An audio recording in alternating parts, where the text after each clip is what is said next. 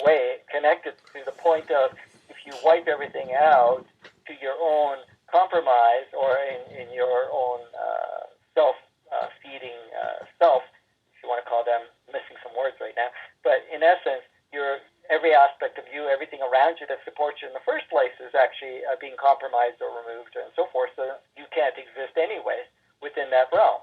So in essence, that part of the code which was there has also shifted. So anything that's still being stimulated that requires a lot of energy just to keep it in motion, but in essence it can't move and it cannot sustain. And this is why you're seeing a lot of things changing. Everybody is noticing that a lot of the old structures, the old ways of thinking, the old ways of doing things are not supportive. Even a lot of the agendas that were set up by, the different forces, the different elites, the different groups and so forth, that, had ideas of domination and so forth, and which was allowed to take place for a period of time, has achieved an expiration date and says, okay, you can only play for it so that people get their own saturation point before you step out of it.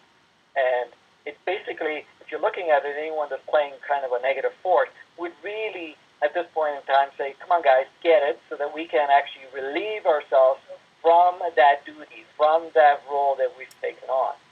And it is difficult because even the ones that are playing the darker roles, for example, I'm just using these as just ways to relate with it, really, because the role is a role. But even the souls that are embodying them are actually now swapping on in essence, it's going into non-form, where it actually recharges itself, because playing that role in a planet and in a universe that's being upgraded frequency-wise, it is very difficult to play that role. So there's a lot of movement there. I won't go through all the details for that, but in essence, so that all of this part and parcel now is coming through. So anything that's changing right now, it's not about, when we're looking at one, it's basically saying, okay, what is here to serve each and every one of us to flourish and to become, and I'm not talking about the flourishing on the human form, because that's the second part of it, but the flourishing at the soul level. What experience can we learn? What part can we move into at this point in time, where we don't have to in and out of the body all the time to continue to evolve or to expand. Thank you, Franco. And now I want Cynthia to chime in on this. And by the way, I want to let you three know, when I was organizing this roundtable, I got this knowing that through us four, I don't know what you call it, but the four essences, maybe Cynthia or somebody has a name for it, but we're earth, wind, water, and fire out of us four today. And if anybody has a comment on that. So let's have Cynthia come on. And so we're fire, earth, water, and air today. And this is what I wanted to talk about today. And I'm just humbled by what both of you guys have said. It's just profound. We're talking about the delta, theta, alpha, and beta brainwaves of phase. Fire, air, water, and earth. We enter into delta every night in deep dreamless sleep. And when we are infants, that is the dominant brainwave pattern. It is a state that is pre-thought. It is a state of just being, pure being. And in that state of pure being, there is an innate oneness with all that is. And it is in the state where you feel your oneness with all that is, that's the ether, the fifth element. And when you're in a state of pure being as a singularity, that is fire. It's the spirit. I'm hearing on this call, and I hear it on a lot of places in the book, interchangeably used, our spirit and our soul. Those are two different words. And so I went in and asked. I said, well, what is it? Are they the same thing? Is it just interchangeable words? And guess what I was shown? I was shown a picture of the human body with the 7 chakras, with the corresponding the endocrine system. If you look at the 7 chakras, that is the energy body, then in the physical you can find glands around each of the seven that produce very powerful neuropeptides, neurotransmitters, just dumps it into the blood. And these are consciousness, these are psychoactive, and they affect the emotional system and every other system. Within 1 minute of having a thought, there are hundreds of thousands of these chemical processes happening in our body. And so when you're producing delta brainwaves, it is a state of pure being. It is the one. It's where Christ said, I and the Father are one. And as you begin to wake up and you start to think, you start producing theta brainwaves. And these are deep inner thoughts. This has nothing to do with the outer world. It's just thinking about the state of being. And in this state, you can tune into the original divine mind. Where in Delta, you would say, I and the Father are one. In the pure state of Theta, you would say, the original thoughts of my Father are my thoughts. And this would be air. This would be Theta. Now, when you come down into the alpha brainwave pattern, which is dominant in adolescence, it is your emotion. And this is where that which has been pure being that became thought becomes emotion. And those are the three mother letters in Kabbalah. SCH, which is the original divine will and being. And then soft A, which is the original divine thought. And then M, which is the original divine emotions. And from those three, everything else comes. Well, the next one is Earth. And Earth is the microcosm of the macrocosm. In other words, the fire, the air, and the water create out of the infinite potential of quantum field a particular physical manifestation. And where we are now in our journey is relearning how to do that consciously, how to remember how to create our own reality. And what I've discovered, because in the Agenda 21, the Dark Cabal thing, one of their main things is gender confusion, where they get people confused about their gender. And so I've been asked to straighten that out in terms of math and geometry and electricity, the electromagnetic fluid. And I'm in the process of doing that right now, and I'm just channeling it. So, all the credit goes to God. But just in a nutshell, and then I'm going to leave it real quick, because I do want to go into the dot, the line, the triangle, and the cube. If we have time. If we don't, that's fine. But I think it would be helpful. But anyway, is if you incarnate in a female body, you create on the inner, is the parasympathetic nervous system, and you receive on the outer, which is the sympathetic nervous system. Now they are united in the central nervous system, and then you have the caduceus, the central cord with the two snakes going up, sign of medical healing. And what we're learning to do is just that. We're learning to bring the life force energy at the bottom up the spinal cord, activating all the nerve ganglia, all the chakras, to the top where we are one with God. And this is where the difference between the spirit and the soul comes in. If you look at the 7 chakras, they're like the 7 candlesticks. When you look at the mineral or the 7 candlesticks, there's one base. If you look at a candelabra that has the 7, there's one base that comes up to a candle, and then there's 3 arms on the left and 3 arms on the right. Well, the middle candlestick is our heart. Okay? It has a 2 torus field 5,000 times stronger than the head. And it is said in the esoteric scriptures that the longest journey that any person ever makes is from their head to their heart. And what I have found out is that the 3 chakras below the heart are the soul.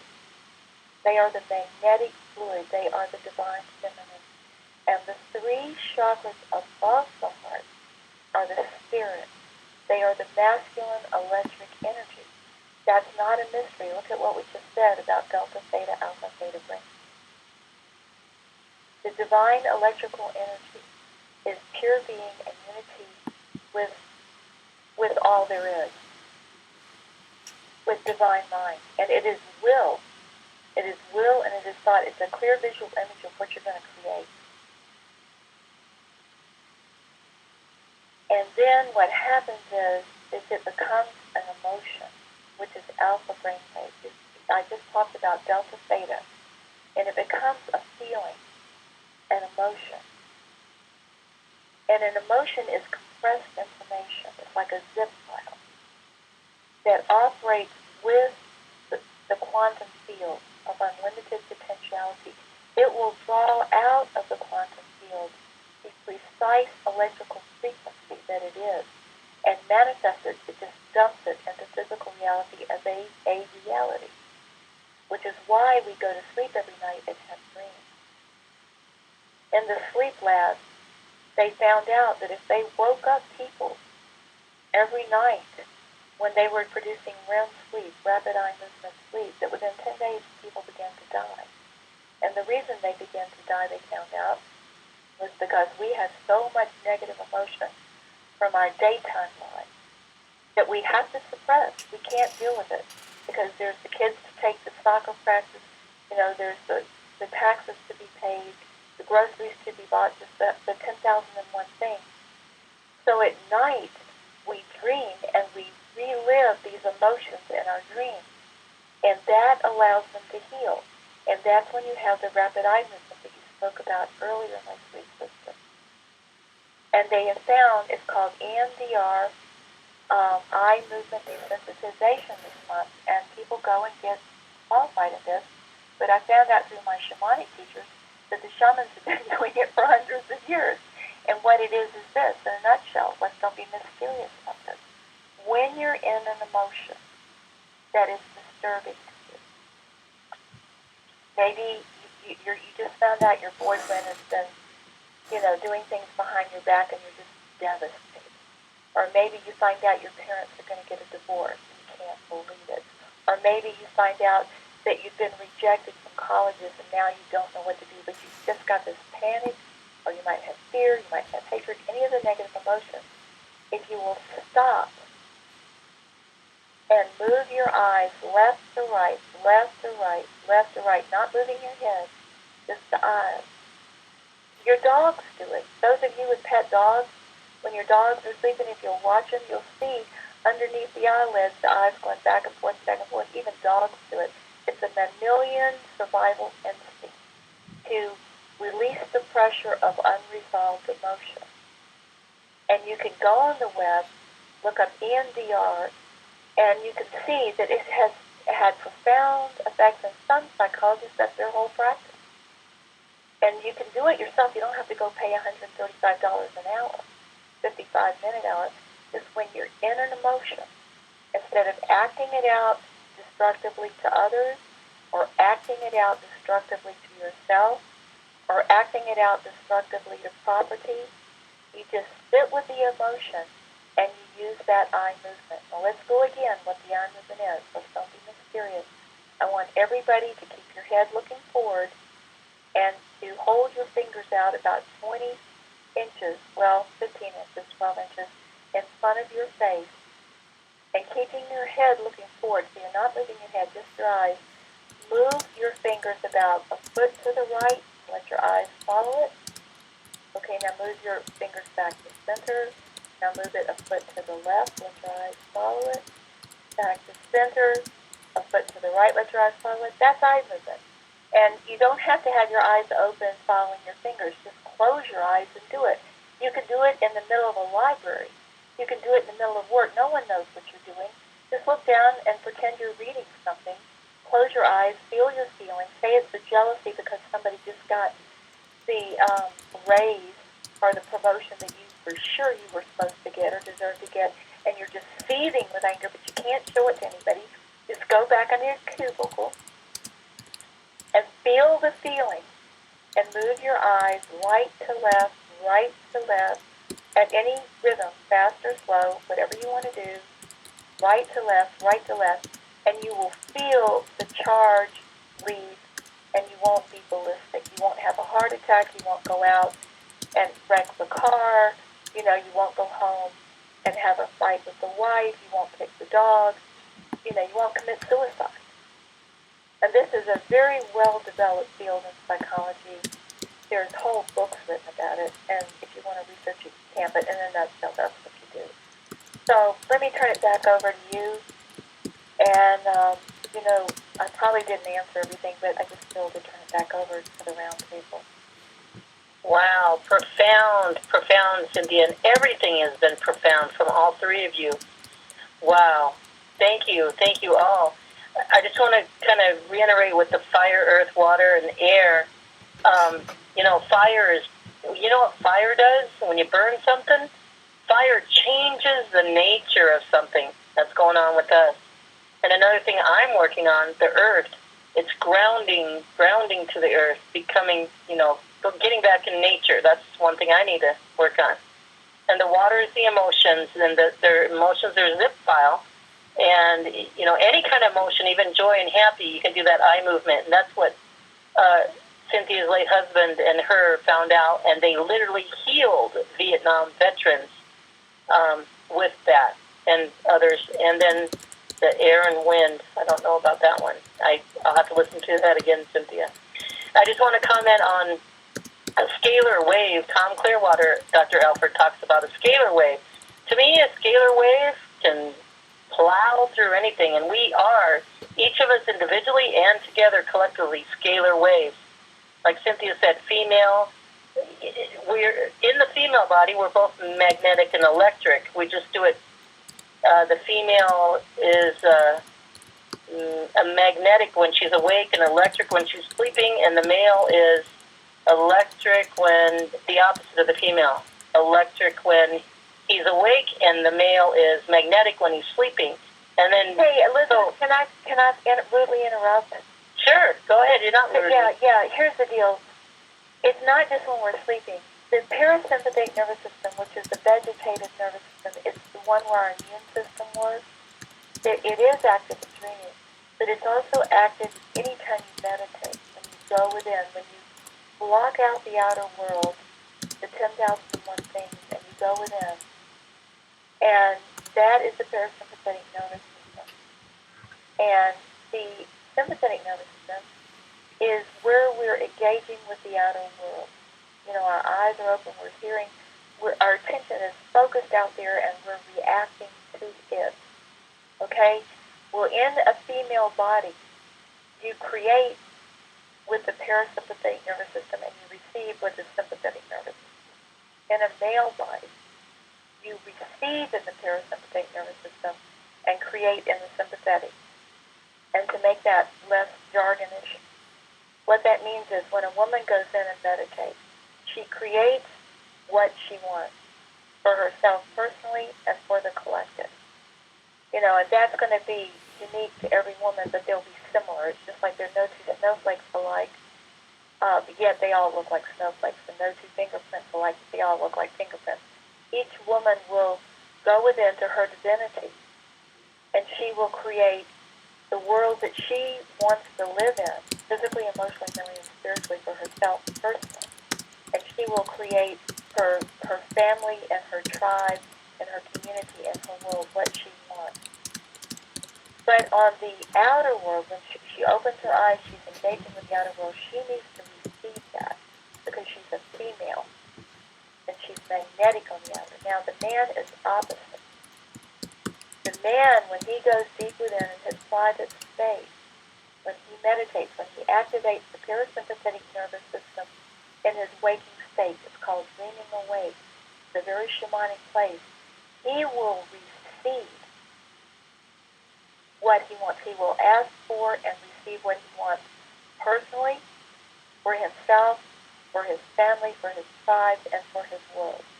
And then when he activates the sympathetic nervous, which is interacting with the outer world, he'll create it. If he's got testosterone, he'll go out there and bust ass. He'll create it. He'll do it through politics. He'll do it through art. he'll do it through however he wants to do it, but it's a very active male energy. And so that is part of, see, these kids are growing up with all kinds of subliminal programming that's gender confusion, and they're getting hit with these chemtrails and things in the vaccination and the foods that are also endocrine disruptors and are confusing the hormones. And so they're going to need elders like us who can just straighten them out in terms that don't trigger them.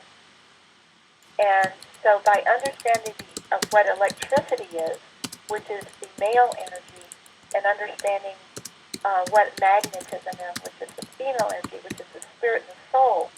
The spirit is in your head. It is your ability.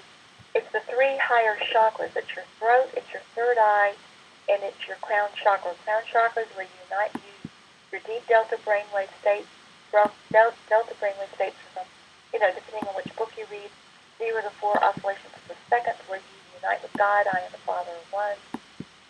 But in the higher brainwave state of delta, which is up around 4 oscillations per second, you get will.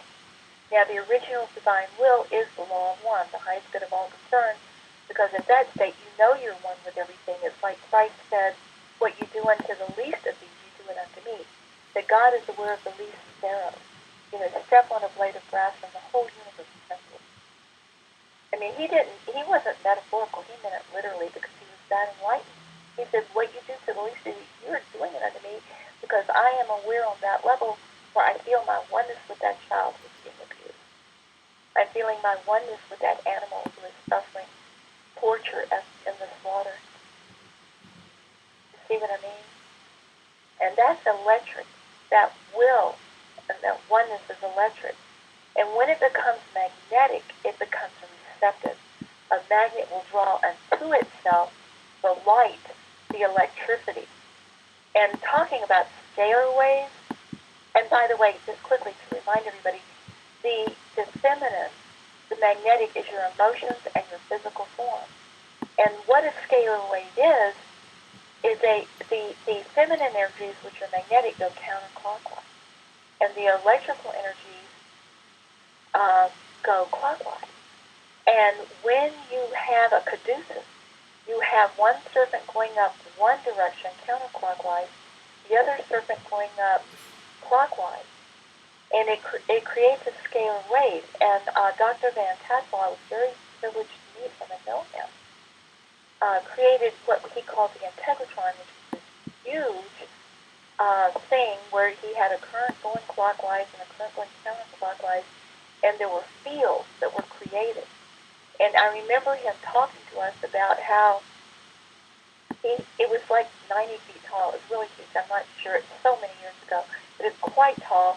And he had people walk in there. But they could only walk on one side of it. Because if they walked on one side of it, they got huge amounts of life force energy. But if they walked on the other side of it, they were killed. You see what I'm saying? And that's a polarity, life and death. It's like hot and cold. And what we're learning about polarities is that even though they're opposites, they are one continuum. Take hot and cold. Hot is not cold and cold is not hot, but they are both temperature. And when they can stop being afraid of each other. And by the way, any polarity will give you death if you stay in one or the other. And this is no exception. You can freeze to death or you can burn to death. Wow. But if they can make tantric sex, if you can see heat as the electric, because cold is simply the absence of heat, okay? If you can see the male electric heat making love with the cold magnetic polarity, it becomes into the middle where you have a temperate zone where life can exist. You see what I'm saying? So if a physical female and a male make a scalar wave, what will that look like on Earth today? That will heal the planet. The whole planet? Well, let me just say, the reason they're causing gender confusion is that if men and women were to have sex where they went into ecstasy on all 7 levels and actually united with God, they would create a scalar wave which would heal everybody. Just 2 people could heal everybody. Well, not actually. Now, Buckminster Fuller and the Bible have 2 different ways of saying this. The Bible says one good man can save a city of 10,000 and 10 can save the world. But Bucky Fuller, who was one of my compatriots, and you couldn't even talk to him unless you'd read Robert Anton Wilson's book, Cosmic Trigger, which is about the number 23. But anyway, he said actually he had done the math with the psychoactive chemicals in the pineal gland and all that numbers. And he said actually 5.28 people could save the world. In other words, you know, of course you can't have 5.28, but that's the solfeggio frequency of love. So they can save the world because they're like tuning forks separately, and together we come together. We're tuning forks together, yeah. And just walking down the street, you can help people. Not even talking to them, even a smile, right? Heal. Absolutely, you can do it through energy. The great adept, I don't know if I pronounced that right, but the great alchemists of the planet more and more tend to work in what they call the Akash, or the Akasha, which is a deep delta brainwave of unity and oneness with all, instead of trying to do one-on-one, you know, in the beta brainwave of the 5 senses, linear thought, etc., and memory. And what I have found and what I've been told is that we're going into whole brain consciousness, where it's not either or. We're going to all be in delta, theta, alpha, theta at the same time, which means we'll be in a state of oneness with God and all that is, at the same time that we're in a state of deep inner thought, at the same time that we're filled with very powerful emotions, at the same time that our eyes are open, our ears are hearing, and we're thinking in linear thought and languages. Beautiful. You put that in a nutshell. Oh, okay. Cynthia, now you can have your tea. Take a tea break. Wow. I'm doing it, but I got you on speakerphone. I'll hear every word.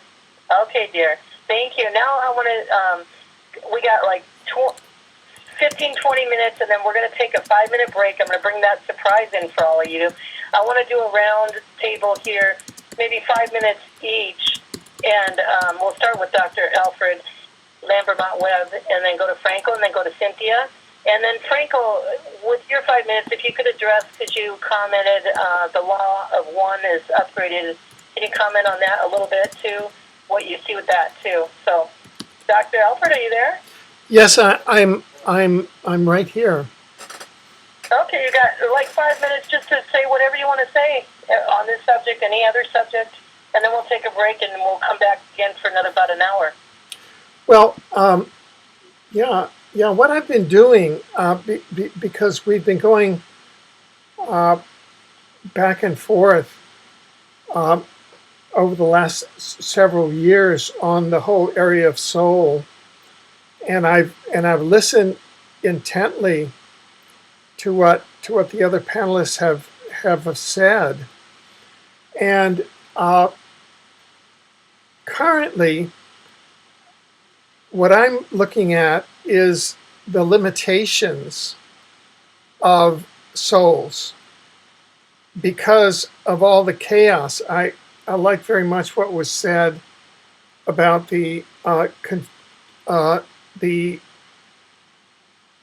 gender confusion aspect, which is, of course, one of the results of the radiation wars that are occurring, both depleted uranium radiation,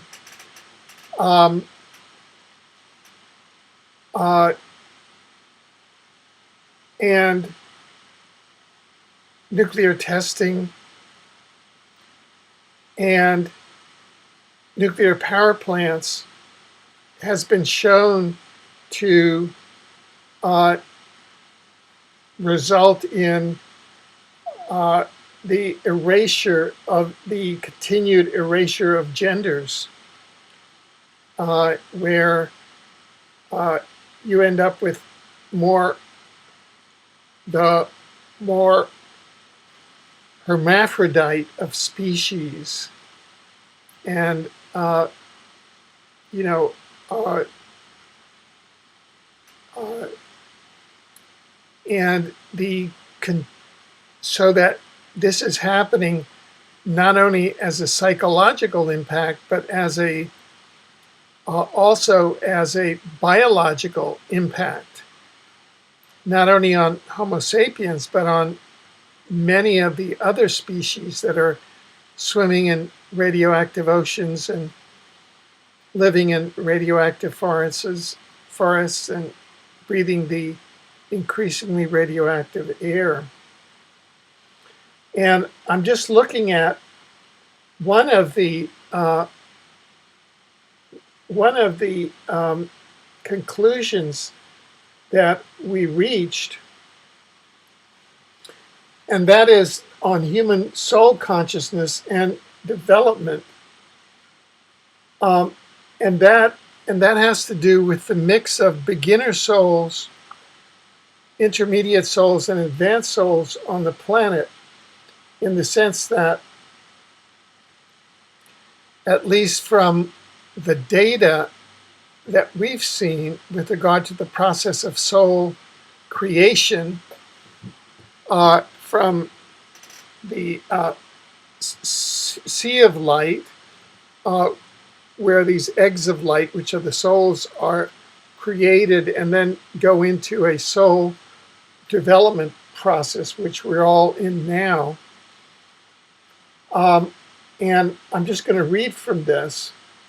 The consciousness and developmental level of souls incarnating on Earth, and our collective ability to comprehend the dimensional ecology of the multiverse, is both a bottleneck and a key to the future evolution of Earthling humans in the society of organized intelligent life in the exopolitical dimensions.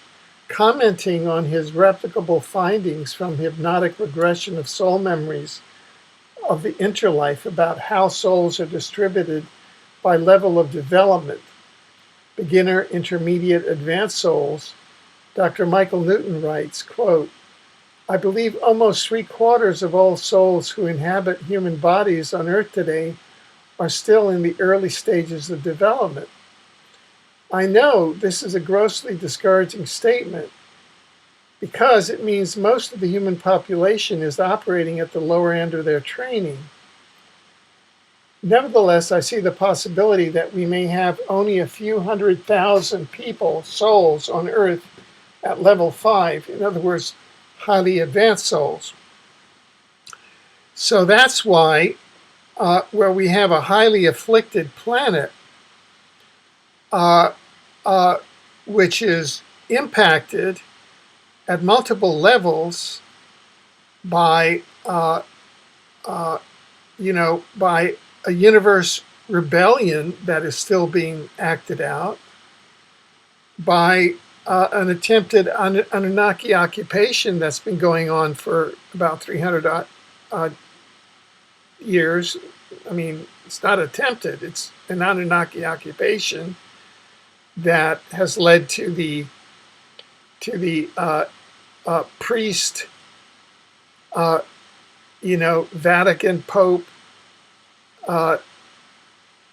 king, queen, monarchy system, church, bank, financial system, an attempted Draco-reptilian Orion occupation that has led to all of the wars and the regimentation and the human sacrifice and pedophilia networks and the transhumanist agenda to robotize humans and the geoengineering to make the human, to make our biosphere more reptile friendly than human friendly. And in all of this, we have the phenomenon of the sheeple. I mean, they're just totally asleep and marching according. They're just will vote for either a Clinton or a Bush, both of whose families are committed ritual sacrificers, and both Hillary Clinton and Jeb Bush, the leading contenders for the 2016 U.S. presidency, are committed assassins who have engaged in large-scale assassinations, including that of John F. Kennedy Jr. So they have no social perception whatsoever because they are beginning souls. So we have a very, very difficult social situation here. Those of us who have incarnated as starseeds and attempting to keep the planet along with all of the other light forces, and who are, trying to save the biosphere, et cetera, et cetera. As far as I'm concerned, Okay, no, wait. what? Let me just finish it up in a couple of sentences. Okay, dear. As far as I'm concerned, there's only the singular hopeful sign that I see at the structural level is the introduction at the structural level in our universe of the positive timeline, where on December 21st, 2012, as Franco has also mentioned, our holographic timeline has shifted from more catastrophic to a positive timeline. In essence, the video game changed from war, disease, crime, and poverty to paradise on earth. So that even though we face a planet where almost 7 billion people think that we're going into 7 years of tribulation, in fact, we're on a planet where the game is, and the timeline says, 7 years of making paradise on earth. So that's the only thing that is hopeful. The rest is about trying to wake up, trying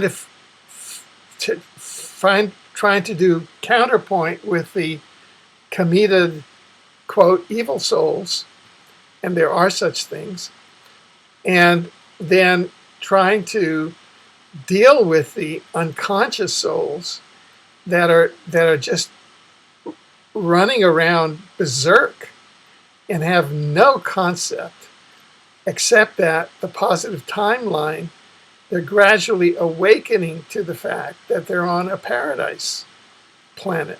Beautiful. And so that is the only thing that is saving this planet, in my humble opinion. And that occurred by divine decree because this planet was chosen for an incarnation of a paradise son of God, which happened 2,000 years ago and is part of a larger resolution of the Lucifer rebellion, which happened about a million years ago. So, I think that is part of the drama that is going on. So we're pulling through because of minuscule odds on this planet, and because there's a hyper secret celestial agenda going on of a paradise son of God that is Jesus of Nazareth, and the shift to the positive timeline. Excellent summary. This is what you do best, Dr. Alfred. I want to commend you again. You put a lot of effort all these years into all of what you do. That was an excellent summary of everything. Thank you so much, and I'm with you. Right on. Thank you so much.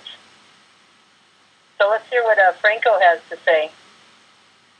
Well, what I can say at this point, both Cynthia and Alfred shared some amazing information, and it is very helpful in many ways for the sharing here and what we're looking at altogether.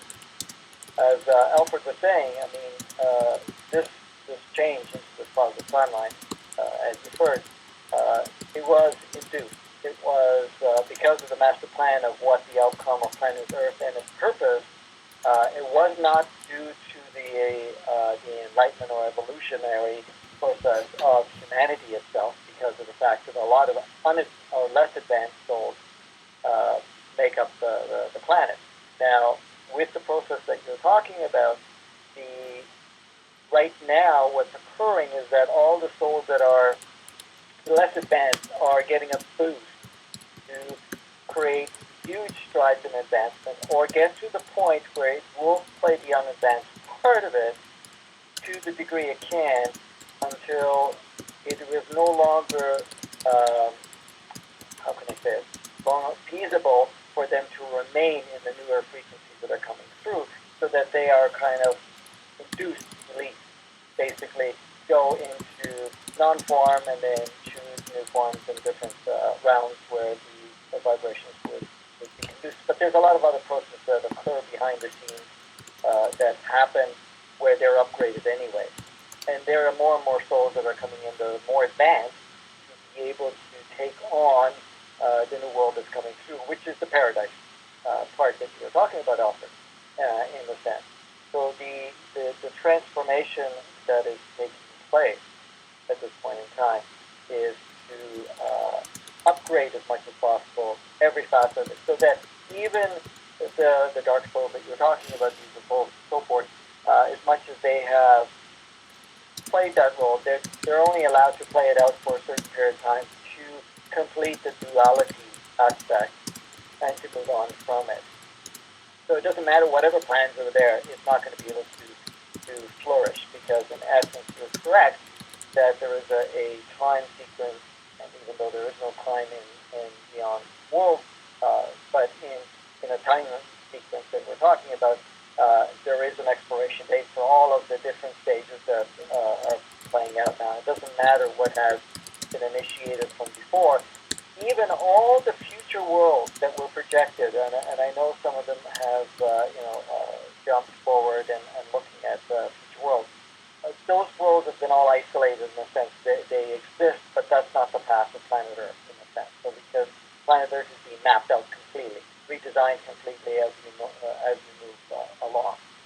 Now, the thing that you were asking me about the law of one, the upgrade was in respect to each and every facet of ourselves, in every single soul or every facet of ourselves, no matter what journey they're on and what role they're playing, and allowing each one the freedom to play it out to the degree that they can play it out, because they're going also through a process, and each one of us are learning from each other's process. So even if somebody's playing a very negative, destructive role, it is enhancing each one. It is no longer taking them down.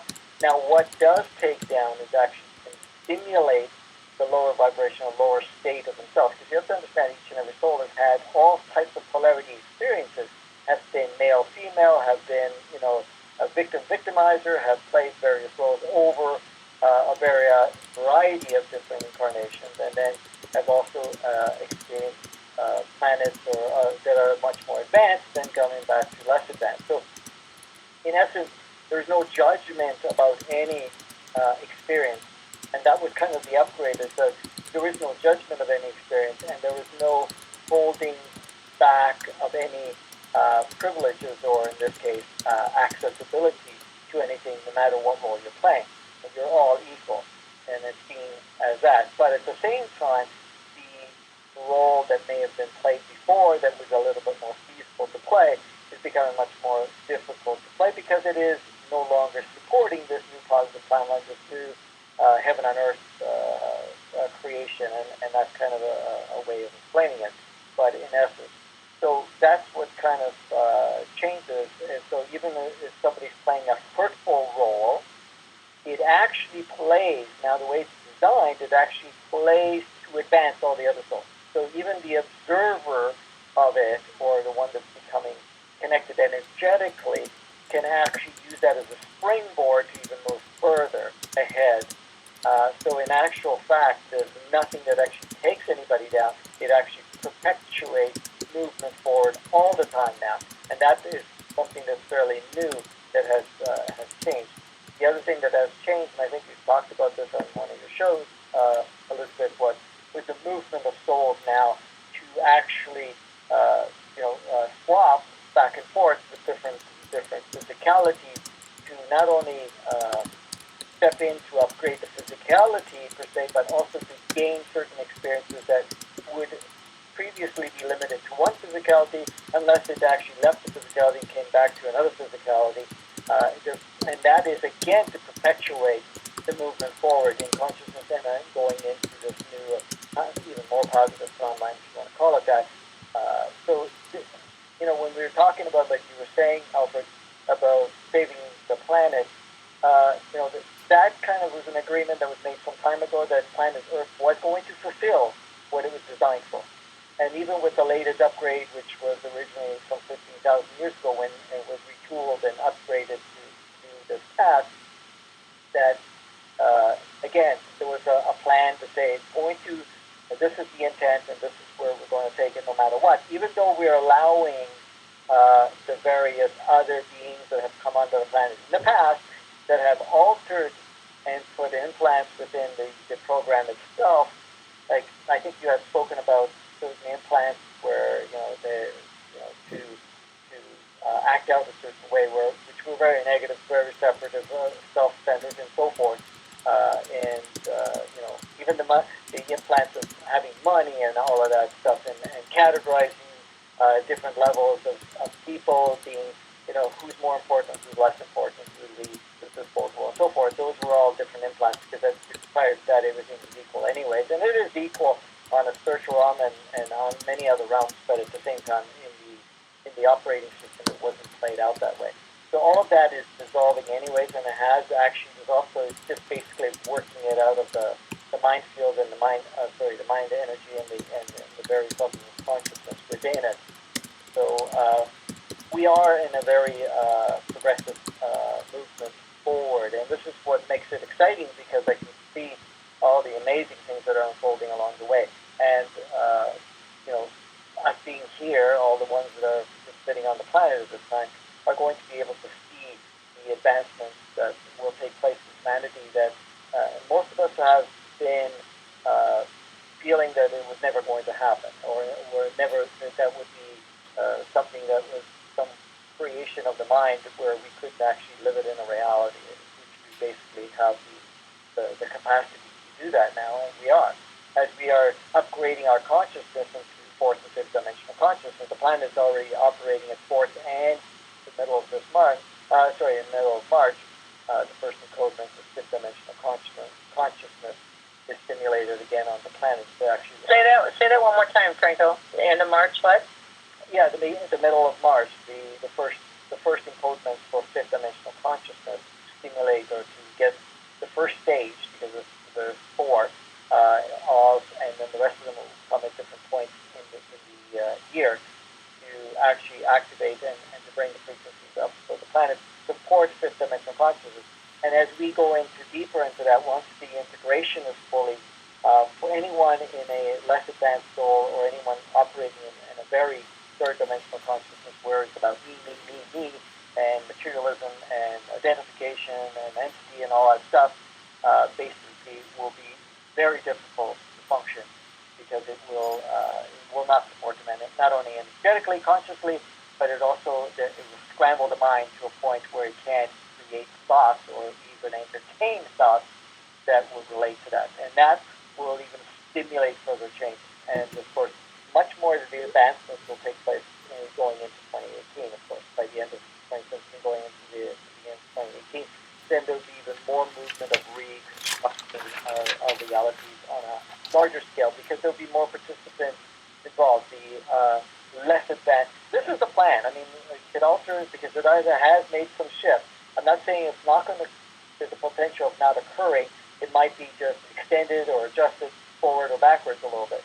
But in essence, the intent at this point in time is to move all the souls that are less enlightened, or at this point more limited in one way or another, to be able to do whatever it can and then move on to that much more advanced souls. And I'm not saying super advanced souls, but something in the middle, to more advanced souls would be able to be off the helm of driving the planet. So a lot of the souls that are the souls and in physicality, because the thing is that is running now the planet at this point in time, will no longer be able to move forward. So in essence, that's just to give it in a nutshell, really, in as limited terms as I can. So the first installment of the Codes of Fifth Dimension are coming in the end of March, or in the middle of March. That's middle of March. That's really close, you guys. So this is good. We're having this call, and good for preparation for other calls. Thank you, Franco, so much. Because basically the integration will happen in the early part of 2016.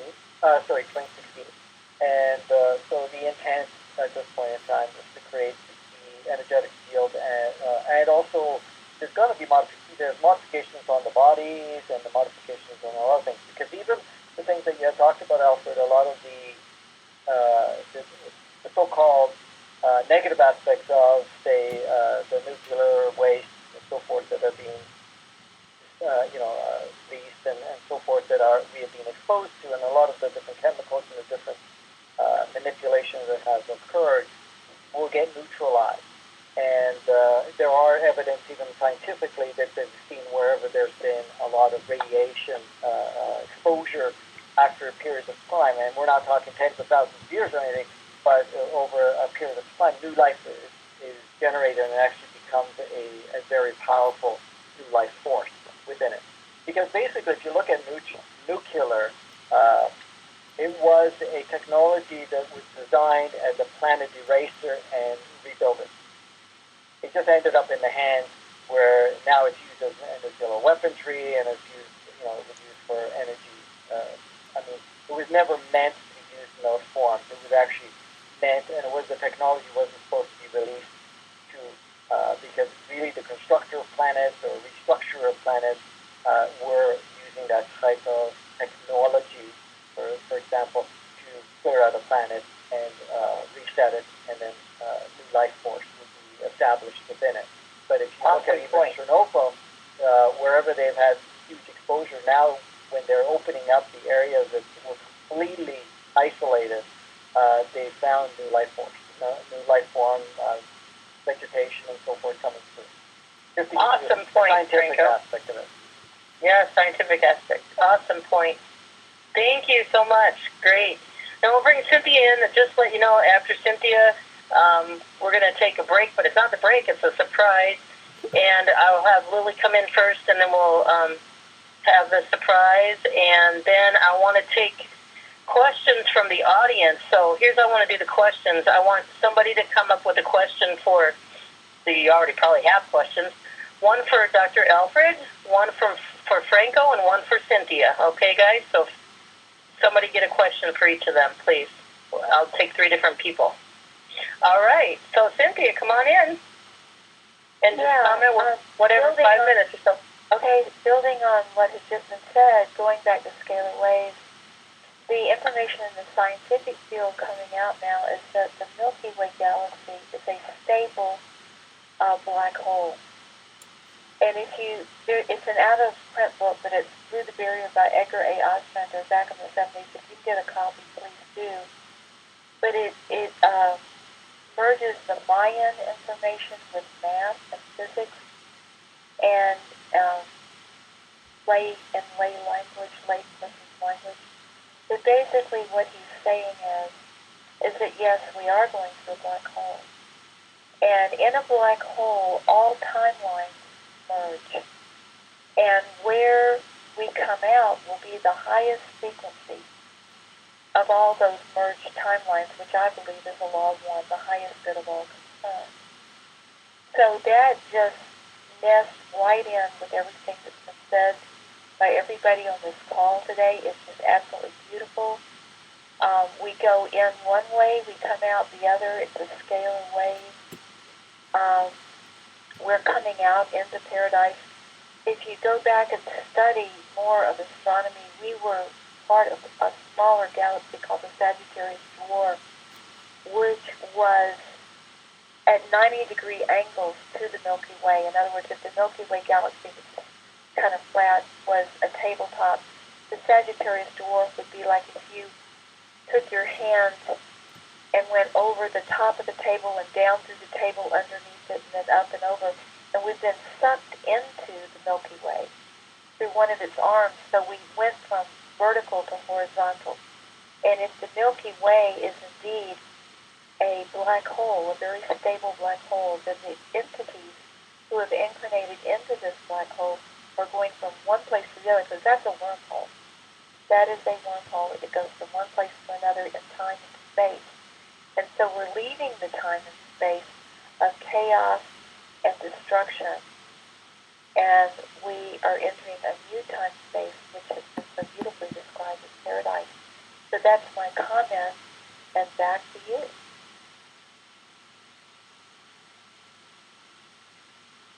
Wow. Wow, wow, wow. For everything, you guys. Thank you so much. Okay, Lily, are you there? Come on in, Lily. Lily Diamond, star 6. Are you there, Lily? You're there. I'm here. Can you hear me? There you are. Why don't you give what you're going to give, and then I'll play the surprise. Okay. First, I want to say, oh my gosh, thank you, all three of you. That was so awesome, Dr. Weber and Franco and Cynthia. That was, wow. I want to listen to the replay already. Okay, so just for the listeners out there, just chime in about the recording line. The number is 209-255-1099. The call today is number 202#. The PIN number is 883-267#. And once you click that, it'll ask you what reference number and hit 202 for Dr. Weber, Franco DeNicola, and Cynthia Scholosser, young Scholosser. And also, don't forget about the number 192, the Christmas Get You Happy, Pay It Forward call. That was a fun one. Call number 196 is Rachel Lynn, the tarot reading with Liz. Number 197 is Ethan Shemensky, doing sidereal astrology mixed with Western astrology. Number 198 is Diamonds in the Rough, Exposing Nature of Reality. That was hosted with Elizabeth Diamond and Andrew Fisher, with Steve Bassett, Tom Fairwater, and Peter Slattery. Number 199 is The Diamond Appetizer. Number 200 was The Diamond Feast with Bullock, Ray Casalandich, and Sherry Weil. And number 201, that's on hold, another surprise. Liz? Did I miss anything? Oh, also donations. And Joe is 74 years young. He puts everything on YouTube. If anyone wants to donate energy in kind, or if they feel their heart drawn to any currency, it's always appreciated. And listen in. And the links on the side, the right side of the blog, click those links. That'll help too. Yes. And let me repeat the number real quick. 1-209-255-1099. 883-267#. And again, those numbers, they range from 192 all the way to 202, which is today's call. And we have calls from 1 to 202 references. And you guys can find all those shows, not all of them, but the most recent 35 shows on Elizabeth Diamond YouTube, just click the big diamond on the right side on the blog. You can listen to those online too. And I also post the links and the stuff on the Diamonds blog. So there you go. All right. So now the surprise. Yay! Well, okay. This last week, Ray had called me. Ray's in contact space. 32 different ET species over 50 years built a relationship. And my heart on the Diamonds is building a stronger and stronger relationship with their brothers and sisters. So Ray called me, I don't know, Tuesday or Wednesday. I missed his call. I called him. 10 minutes later, when I was talking to Ray, Lily called me, and he was all excited regarding his, specifically his Fab Four, the elephant people, the Nordics who look like human beings, blonde hair, the Serpo Gray, and the little 3-inch humanoid little men that have like a round glass globe around their head, and they come in 8s. They can't come in families of 8, and they talk like they're about helium, and they're very joyful. Anyway, so he was telling me that I needed to go on Skype on the Diamonds call with him because his Fab Four are starting that relationship I dreamed about, and this is the first step of it. I'm just going to play. And then Lily, we were just practicing, and Lily hit record, and this was like spontaneous. We didn't even plan to do this. She hit record, and I was going to unrecord it, but I just left it playing, and I okayed this with Ray. So this call is locked up right now. I'm going to play a 3-4 minute clip of it, and I will put it out this week sometime. We're going to upload it to YouTube.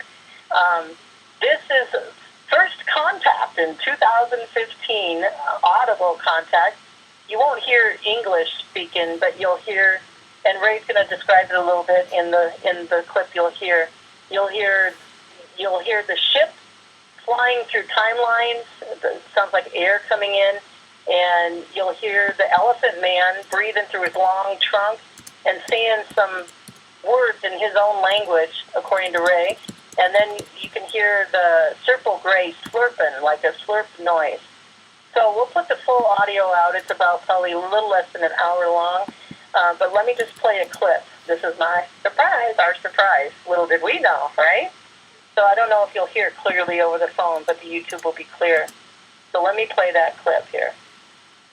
So we're like halfway into this recording.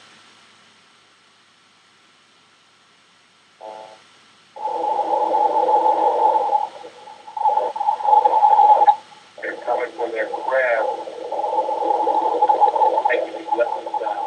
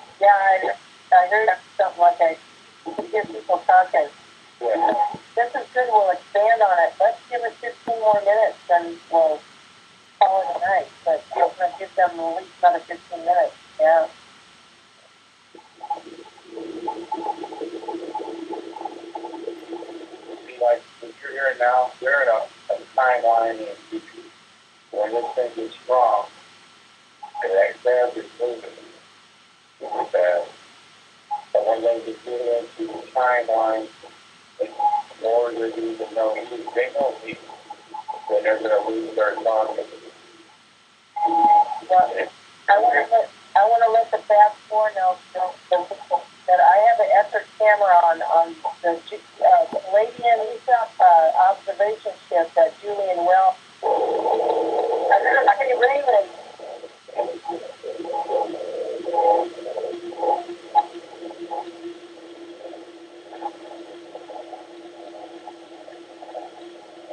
They're coming in more. Closer.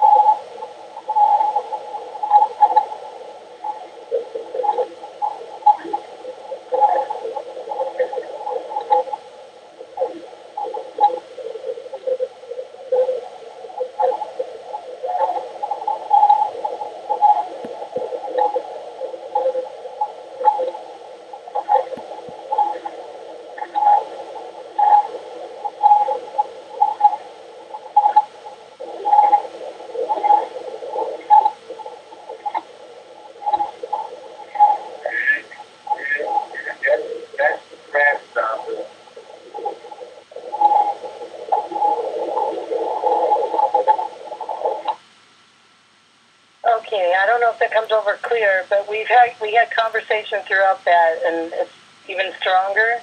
And me and Lily had a conversation within this show, and our Star family has high technology. They can come in. I'll just put it in a nutshell. They can come in and we can hear them clearly. But to me and Lily put it good when we're talking. That's building relationship. So we need little nuggets at a time to get used to it. Little nuggets at a time. So this is first contact here on the Diamonds show, and Ray is going to do. He gets visited by his Fab Four every 2 or 3 months. His Fab Four pulled a surprise on him.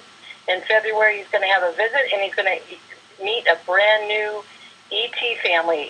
He's calling them the Big Bird people.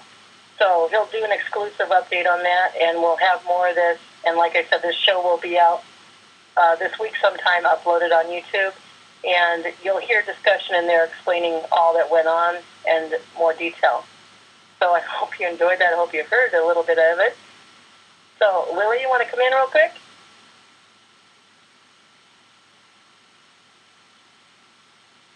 You there? Okay, you're here. Any comments? Steve, do you want to add? Well, it was a late night or an early one. Yes, it was very interesting.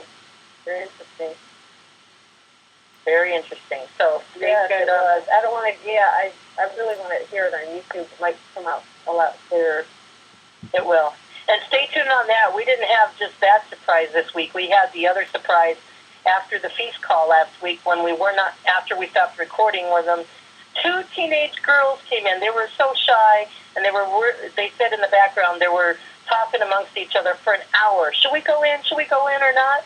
So when they came in, the one came in, and she's really shy and leery. I kind of coaxed her as a mother would, and by the time we were done talking after an hour or so, there was people on the line listening to and talking. A guy named Greg was, and others. But just phenomenal. They're so excited. Sophomores in high school, you guys. Oh my goodness. So I shared with them. Lily said, Elizabeth, they're here. I said, I told you the kids will come, and they laughed. And anyway, we talked since, and we'll talk more, and they'll be on the Diamond Show. I can't wait for that.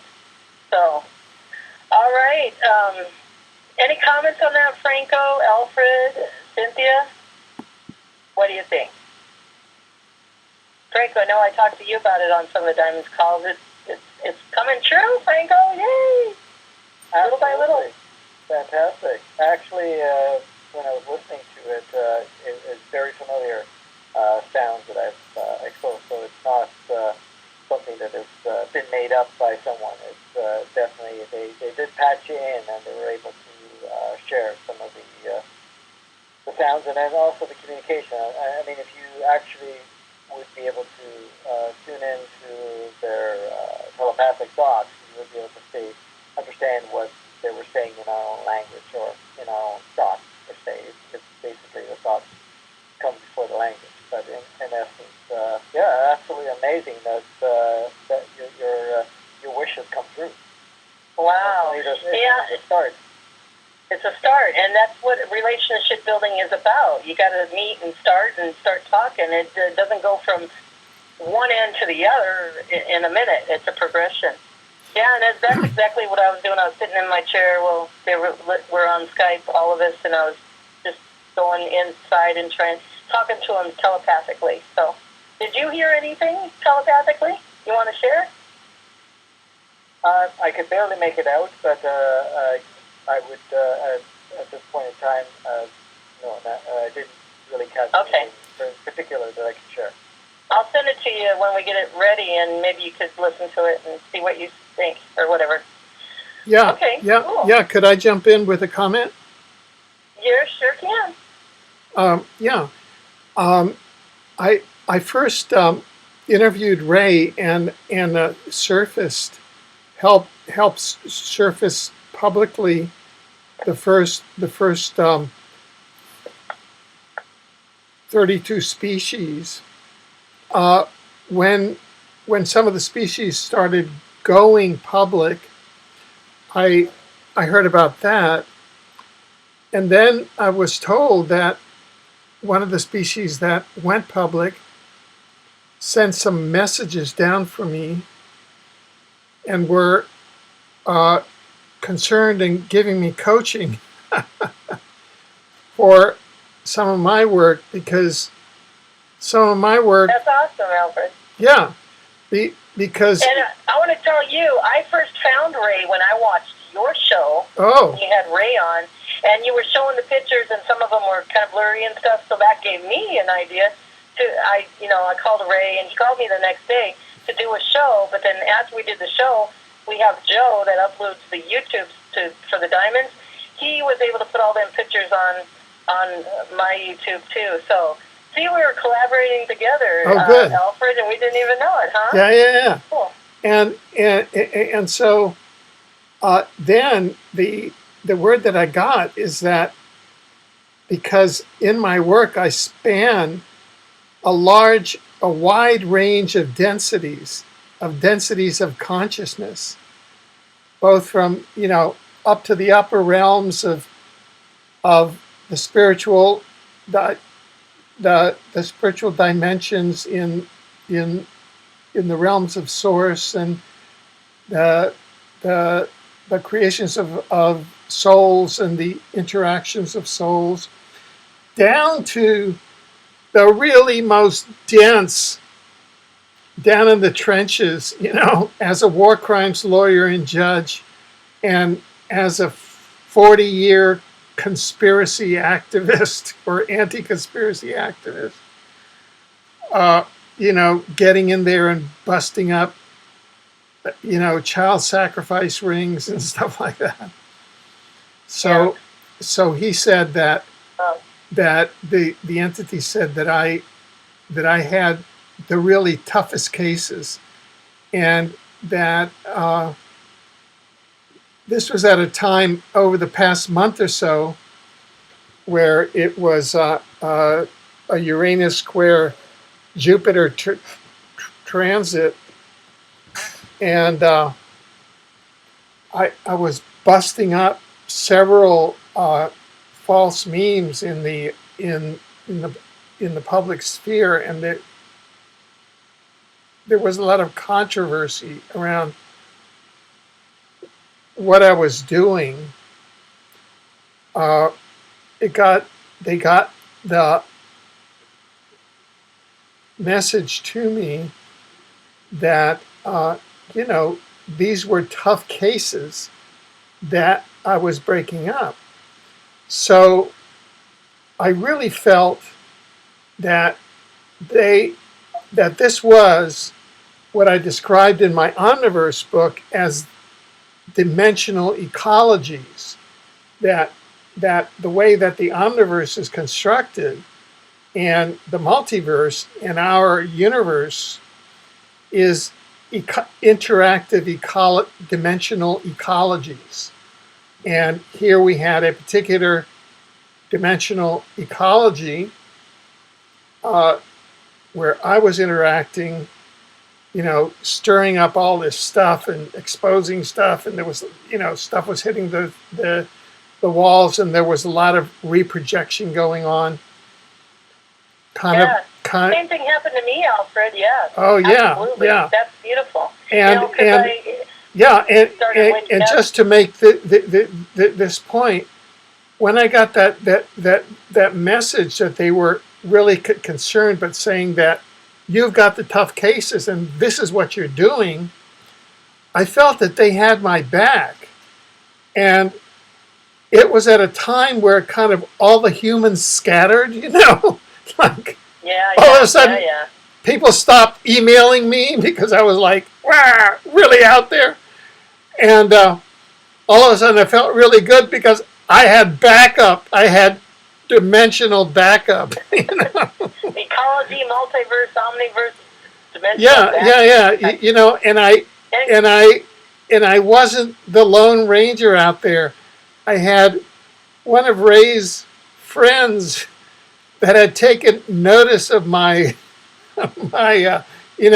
fools rush in where angels fear to tread kind of modality. And they were looking out for me. Kind of story happened to me, Alfred. When I was first waking up, or before I was waking up, I got led to LaRouchePack.com, and he's an activist in Washington. He actually ran for president in one of the years, and he has a following of young people. He purposely did that. But he tells the true history of, the philosophers and all that, the true history of our country, and he's an economicist or whatever. I mean, and I was like into economy. And so it's like, what am I doing here? And I just really loved it, and I could understand how the economics of the world ran with the money and all that. But then just recently, I don't know, I was talking to Lily. I said, oh my God, we're building the foundation of the true economy, economics. The currency. We are the currency. We are the technology. So that's kind of a short story of me too. Thanks for sharing that, Alfred. Yeah. And Cynthia, you want to chime in real quick, and then we're going to take a question for the audience, for all of you guys, for you three. I'm speechless. I know. That was beautiful. Thank you so much. Let's take the question. Okay, we sure will. Let me set the room, you guys. All callers are unmuted. All callers are muted and they can unmute themselves. Okay, guys, star 6 is, I want one question for Alfred and Cynthia and Franco. Anybody? Cynthia. Okay, let's go with Cynthia. And what's your name, hon? Yeah, this is Mim, Elizabeth. Mim, hi. Hi, my sister. Well, hello, and what a blessing it is to be here today. This is just, I have to tell you, this is over the top with good news, and it really is the cutting edge, Elizabeth, of what you're doing and what's come together here. I just agree with you that we're all beginning to flow together in this beautiful flock of people that are working together, as Franco was so aptly describing. And I do have a question for each one of them. And okay, well, you pick one for now, and then let's see if anybody else has one for somebody, and stand by. We'll see what goes on, okay? You bet. So let me see here. I would like to know if Franco knows or works with Peter Gordon of Many of One in the information that he shared. Peter Gordon talks about the serpents, and he talked about the same type of thing that you were discussing with the souls. I know. I've never never even knew of Peter, to be honest with you. Not on the human form aspect of it, unless there was something behind the scenes that was unique, but I can't say I have now. Okay, very good. Well, that is another person that speaks of the same type of thing that you mentioned with the souls and how they, separated and now they're coming back together in the groups. And so I was at least able to relate to what you were saying, and it's deep and amazing information. And I'm since you don't know Peter, I'm thankful to know that there's another group, and I'm finding it interesting again that here we are being linked together. One more link in the chain. Yeah, so let me just add two things. One thing I learned from Cynthia, when you're listening to a call like this, listen to yourself talk. And if you hear yourself, I don't understand, stop that thinking, and just tell yourself, right? I'm not talking to you, ma'am. And tell yourself, I understand everything everybody's saying. I even understand more than what they're saying. Because we're supernatural, natural beings, you guys. And then the other thing is, yes, I found with Franco and Cynthia and Alfred, as you're listening to it, the words don't really matter, really. Because we're in the energies of not understanding. We don't have to understand the details. The words don't really matter because the vibration of those three tuning forks, for example, are going right into your body. Just be that sponge and absorb it, and you will get upgraded. I'm serious. This happened to me many times with Franco and Cynthia and Alfred. And that's the same with everybody. And that's another point. Words, it's not important of the words. If you get offended by somebody saying, I'll say it, fuck. You know what? If you study that word, it means love, really. But it's the intention coming out of your heart of what that word means. That intention was loving all of you guys out of my heart. So it's the intention of the heart, not most like the words, So try to develop that into each of you guys. So, I do want to say one more time before, I'm not to interrupt you, I apologize, that if I don't get to get back in the queue and ask another question, this is just beautiful what's happening. And thank you so much. Thank you, Franco. Thank you, Alfred. And thank you, Cynthia, for coming on and being a part of the call today. It's been a beautiful flow. Blessings. Yes. Thank you, ma'am. Ditto with that. And stay tuned. Let's see if anybody has a question for Cynthia or Dr. Alfred. Just start six. Oh. Hi, honey. What's your name and where are you from? I heard somebody say you had one. Can you hear me? Yeah, I can hear you. Oh, wonderful, wonderful. This is a fabulous roundtable.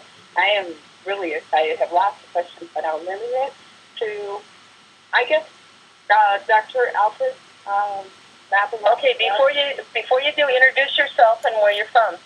Oh, I'm Deb from Detroit. Oh, Deb from Detroit. Okay, glad to hear you, hon. Okay, for Dr. Alfred.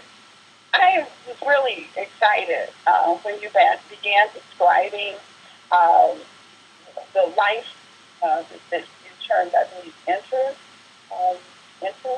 life. And it parallels with something that I have done, life between life regression.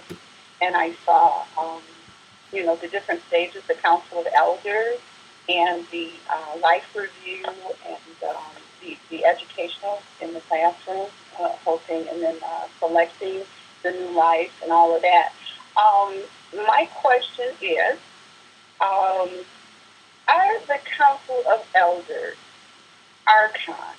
Because I have run across some recent information that says that the cycle of reincarnation was a fourth cycle of reincarnation that souls were essentially duped into participating in rather than being allowed to go to their oversoul, and that the archons somehow wanted us to come back down to earth to suffer, to feed them. Is any of that true, or what is your take on who the Council of Elders are and what all that is, the whole setup on the astral plane, and why we were reincarnating? And I've also heard it said that we aren't going to have to anymore because of the merger of all the timelines and the end of the duality, that we won't be forced to participate in reincarnation more that we would be able to ascend. So can you elaborate on that and clarify some of that for me in one line? Because I've been turning it over and over and over. Yes, that's really an important question, and that's a meme that's been going around, and I think it's a false meme. And the reason why, sorry? Oh. No, I just said, Oh, yeah. The reason why I think it's okay, just, Deb, if you could just start this mute out then. Thanks. Thank you. Yeah, thanks. Yeah. The reason why I think it's a false meme, which confabulates a whole bunch of things, is that it's not, it doesn't make any sense with regard to the actual function of the universes of the multiverse. Now, let me just lay out some facts, and you'll see where the logic of my answer lies. We have a recent paper by two physicists, scientists at Stanford University, that have estimated the number of universes in the multiverse. And they say that that number is so large that our human imagination cannot, our minds cannot, it's just humongous. Our minds cannot understand it. But that if we were to write that number out, the number of universes in the multiverse, say in 12-point type, that number would be more than 260 million miles long. That is the number of universes in the multiverse. That's how long it is. I think it's 10 to the 7th to the 7th. And it's a humongous number of universes. Now, what are the function of universes? And what is the function of the multiverse? Universes have been created by the spiritual dimension, and the definition of the spiritual dimension is the intelligent civilization of souls plus the spiritual beings, entities, plus source or God. And actually collectively, the spiritual dimensions is what we call God, because all three of those, the intelligent civilization of souls, the spiritual entities, and God, all three of those, all of us participate in creating and maintaining the universes of the multiverse. And the primary mission of the universes of the multiverse is to serve as platforms or virtual realities for soul development on two levels. Number one, for incarnation by the intelligent civilization of souls into a whole range of creatures and creations inside this humongous number of universes of the multiverse. It's a huge toy that we've created to develop ourselves. You know, ye are gods in the making. So I don't think that enormous construction is going to be nullified because of some data around archons in one sector of one galaxy in one solar system of one universe of the humongous number of universes. Secondly, in one of the chapters in my book, Chapter 8, the hyperdimensional civilization's role in the dimensional ecology, we actually take a case which is quite positive. reincarnation, the reincarnation function, has been, you know, sort of has been let out, has been contracted out to a positive civilization of grays in the Earth time-space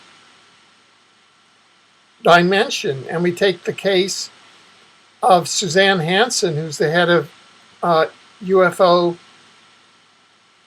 New Zealand. She's quite an accomplished person. She got the New Zealand Air Force to do disclosure and to publicly affirm the existence of ET craft.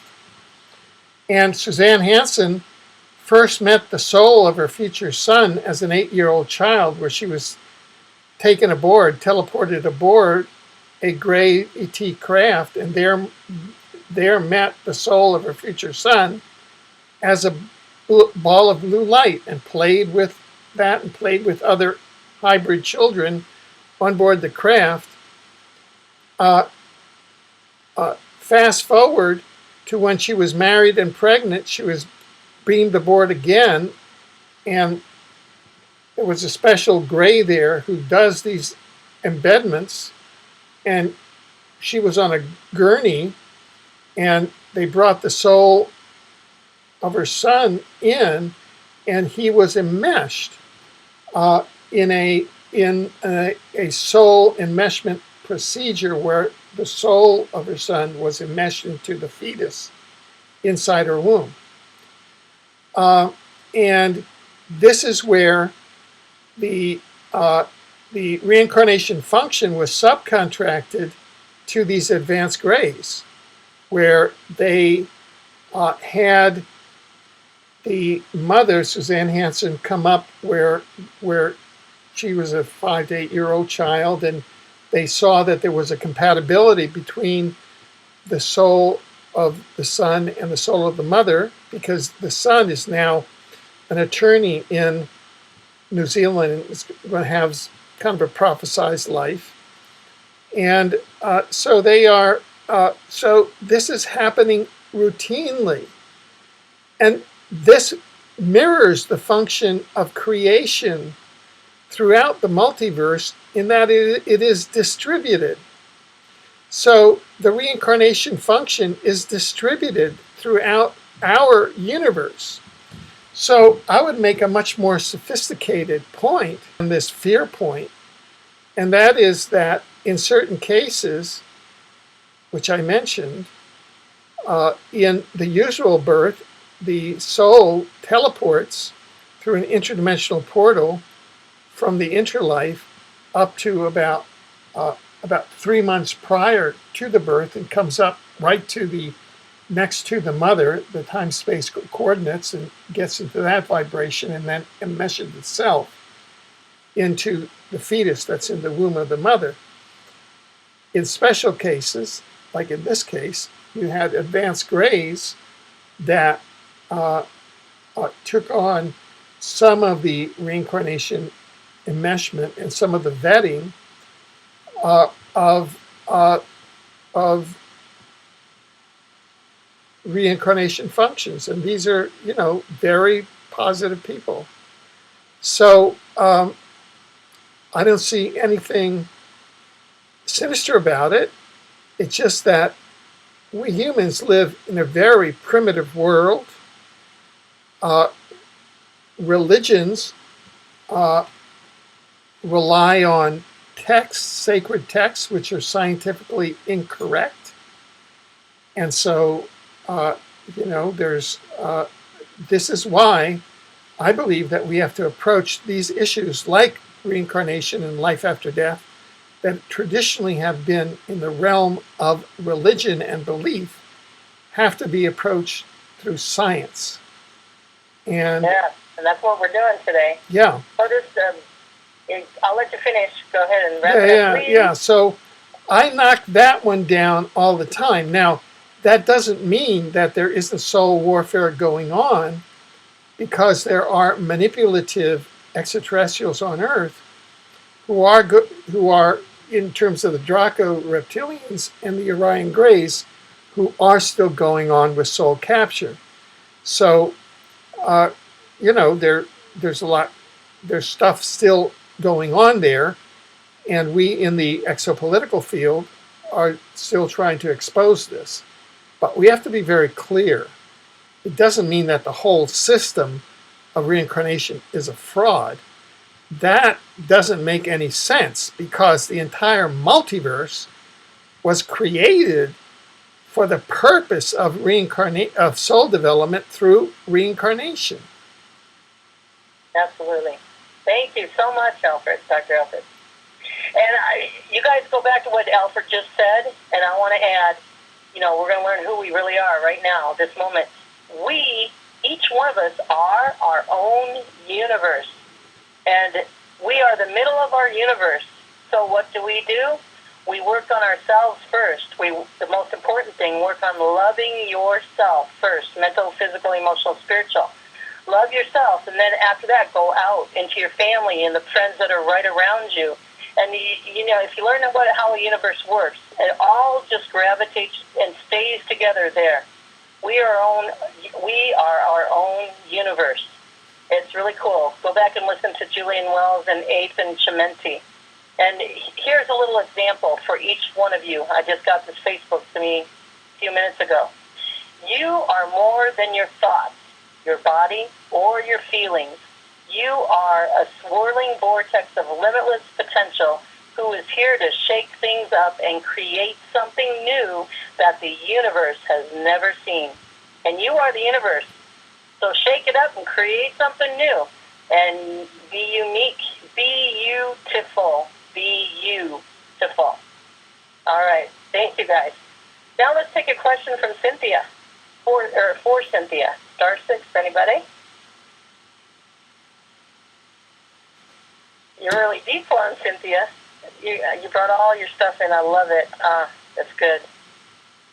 Okay, let me make sure I have the room unmuted.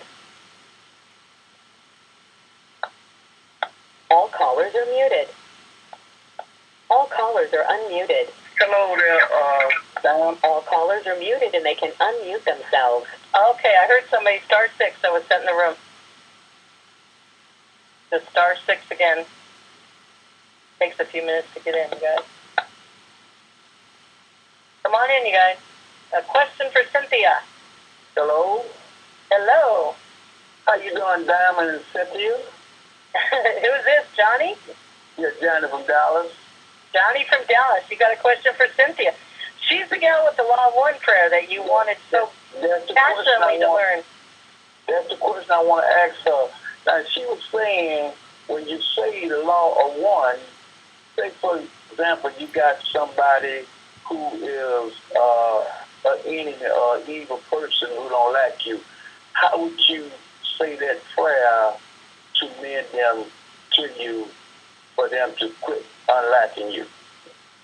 I love it. Thank you, Johnny. And by the way, I love your accent. It's so beautiful and colorful. Okay, and Cynthia add about how you call people in and how would you know who to call in and stuff like that. That's what I'm going to do right now. Okay, I'm going to do it. Okay, say there is some evil person. Maybe they're in the voodoo. Maybe they are someone who's been traumatized and they flip out and have flashbacks and become very dangerous.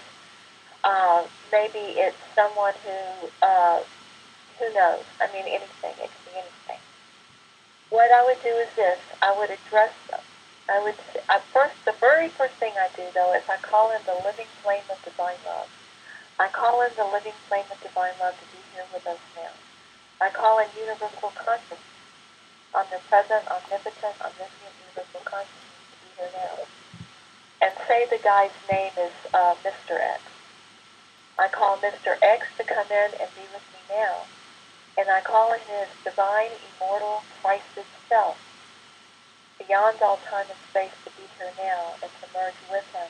I call in everything connected to him, known and unknown, seen or unseen, physical, emotional, mental, and spiritual, through all time and space, all karma, all previous contracts, anything having to do with his DNA, his ancestry, timelines, everything connected to him, guides, spirit teachers, anything, negative or positive, everything connected to him to make sure I can come and be here now.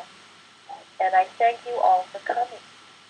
And I thank you all for who you are and for everything you're being. Because we're all learning so much from the experience. And I ask for your highest good because we're all one. And when one of us is harmed or compromised in any way, we are all affected by it. We are all harmed and compromised in that way.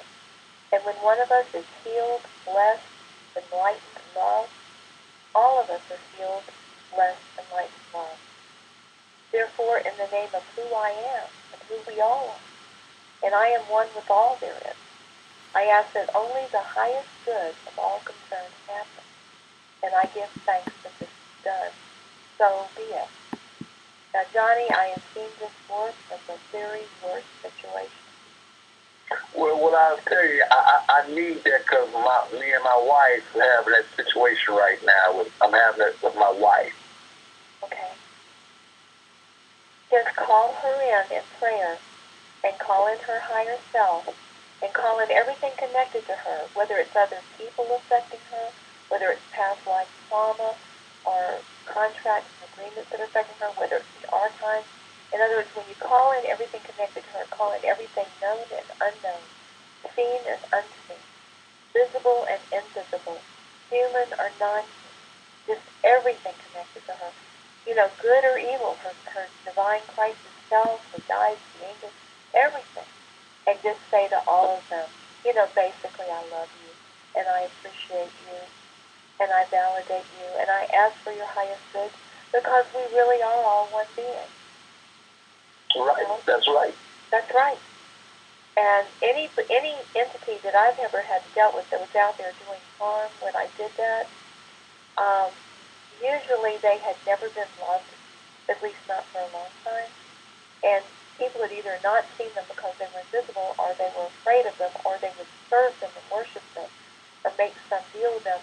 But for me to ask for their, and they don't think like we do.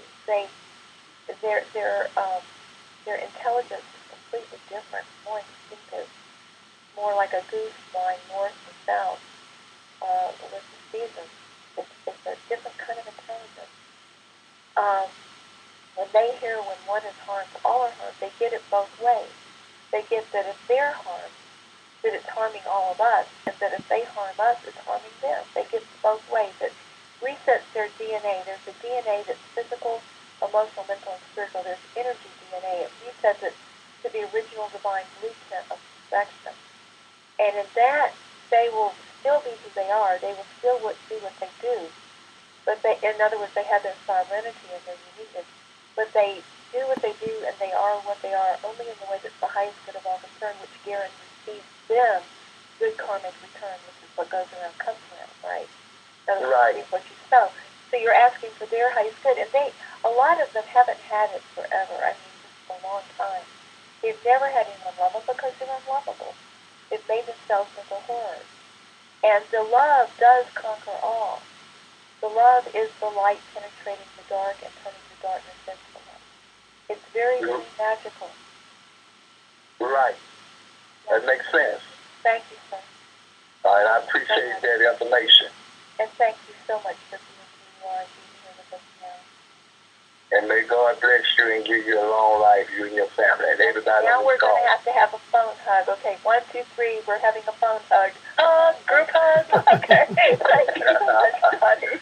Thank y'all. Thanks, Johnny. It just starts You're very welcome. Yes. Now, all callers are muted. Thanks, everyone. Great questions. I'm going to surprise Franco and Cynthia. And first of all, Cynthia, 8 minutes, because 8 minutes is infinity, right? The number 8, and we're grounding to the full 8. I mean, we're completing that as we speak, like Cynthia talked last week. And like an 8-minute meditation, if you could, just what's on your heart, if you could start, Franco, for 8 minutes, and then I'd like Cynthia to finish it up with 8 minutes of what's on her heart, and then just weave it all together with the prayer of one at the end, Cynthia. Is that okay with you, Franco, Cynthia, and Alfred? Sure. Go right ahead. Okay, so Dr. Alfred, you want to start with your goodbyes, or not? We're not going to say goodbye. Just what word would we want to put it? Your summation, a couple minutes, or you want somebody else to go? It's up to you. No. Yeah. This is fine for me to go first, and I'll be very brief. I'm delighted, and I'm very happy, and I feel privileged to have been on the panel today, and to have met and interacted with Cynthia and with Franco today, and to be able to have been afforded a platform to address these issues seriously, to address the soul seriously, which is the reality level. All of the other levels are just virtual reality. Economics, conflict, bodily functions, all of that, that's all virtual reality. It's the soul level that's real. And we don't get enough of it. And I just love to be able to talk about this. I spent 5 years, just at that specific task on the Omniverse book, and I'm very glad that I was, rescued from my duties in the trenches and brought up to Mount Olympus to speak today. And I think I'll just stay in Mount Olympus and forget about the trenches from here on. So that's what I have to say.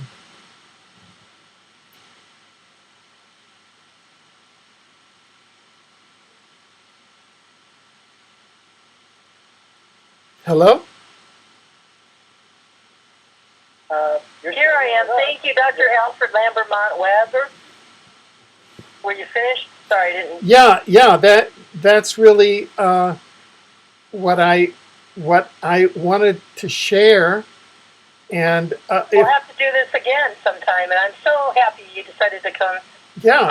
And people who want to share more in this in the specifically scientifically grounded area, you can go to dimensionalecology.com, and you'll have access to a lot of information there. Dimensionalecology.com. Thank you so much, you awesome doctor. You're the doctor in the upgrade. Thank you. I'm going to call you the doctor in the upgrade. I call Ray, Radiant Ray. I call Franco, and Cynthia. Thank you so much. Okay. Who wants to go? So Lily wanted to say something really quick, and then we'll go to Franco and Cynthia, and then we'll do the meditation. Lily, are you there? Star 6.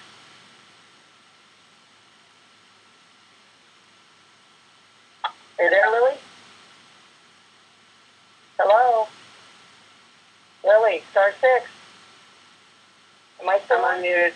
Yeah, I was hoping you were going to finish with Franco and Cynthia, but I just wanted, when you asked me earlier about mentioning something, I forgot this is what I was wanting to say about when Liz and I kind of go back and forth, and Liz she always has these surprises, and I just wanted to mention to the listeners out there, she'll surprise you, and we have so many conversations that you're not always certain which one she's referring to. But I have to say that, Liz, we never stop laughing. So I'm just excited for the call. What did you say? We never stop what? We never stop laughing. What did you say? We never stop what? Laughing. Laughing.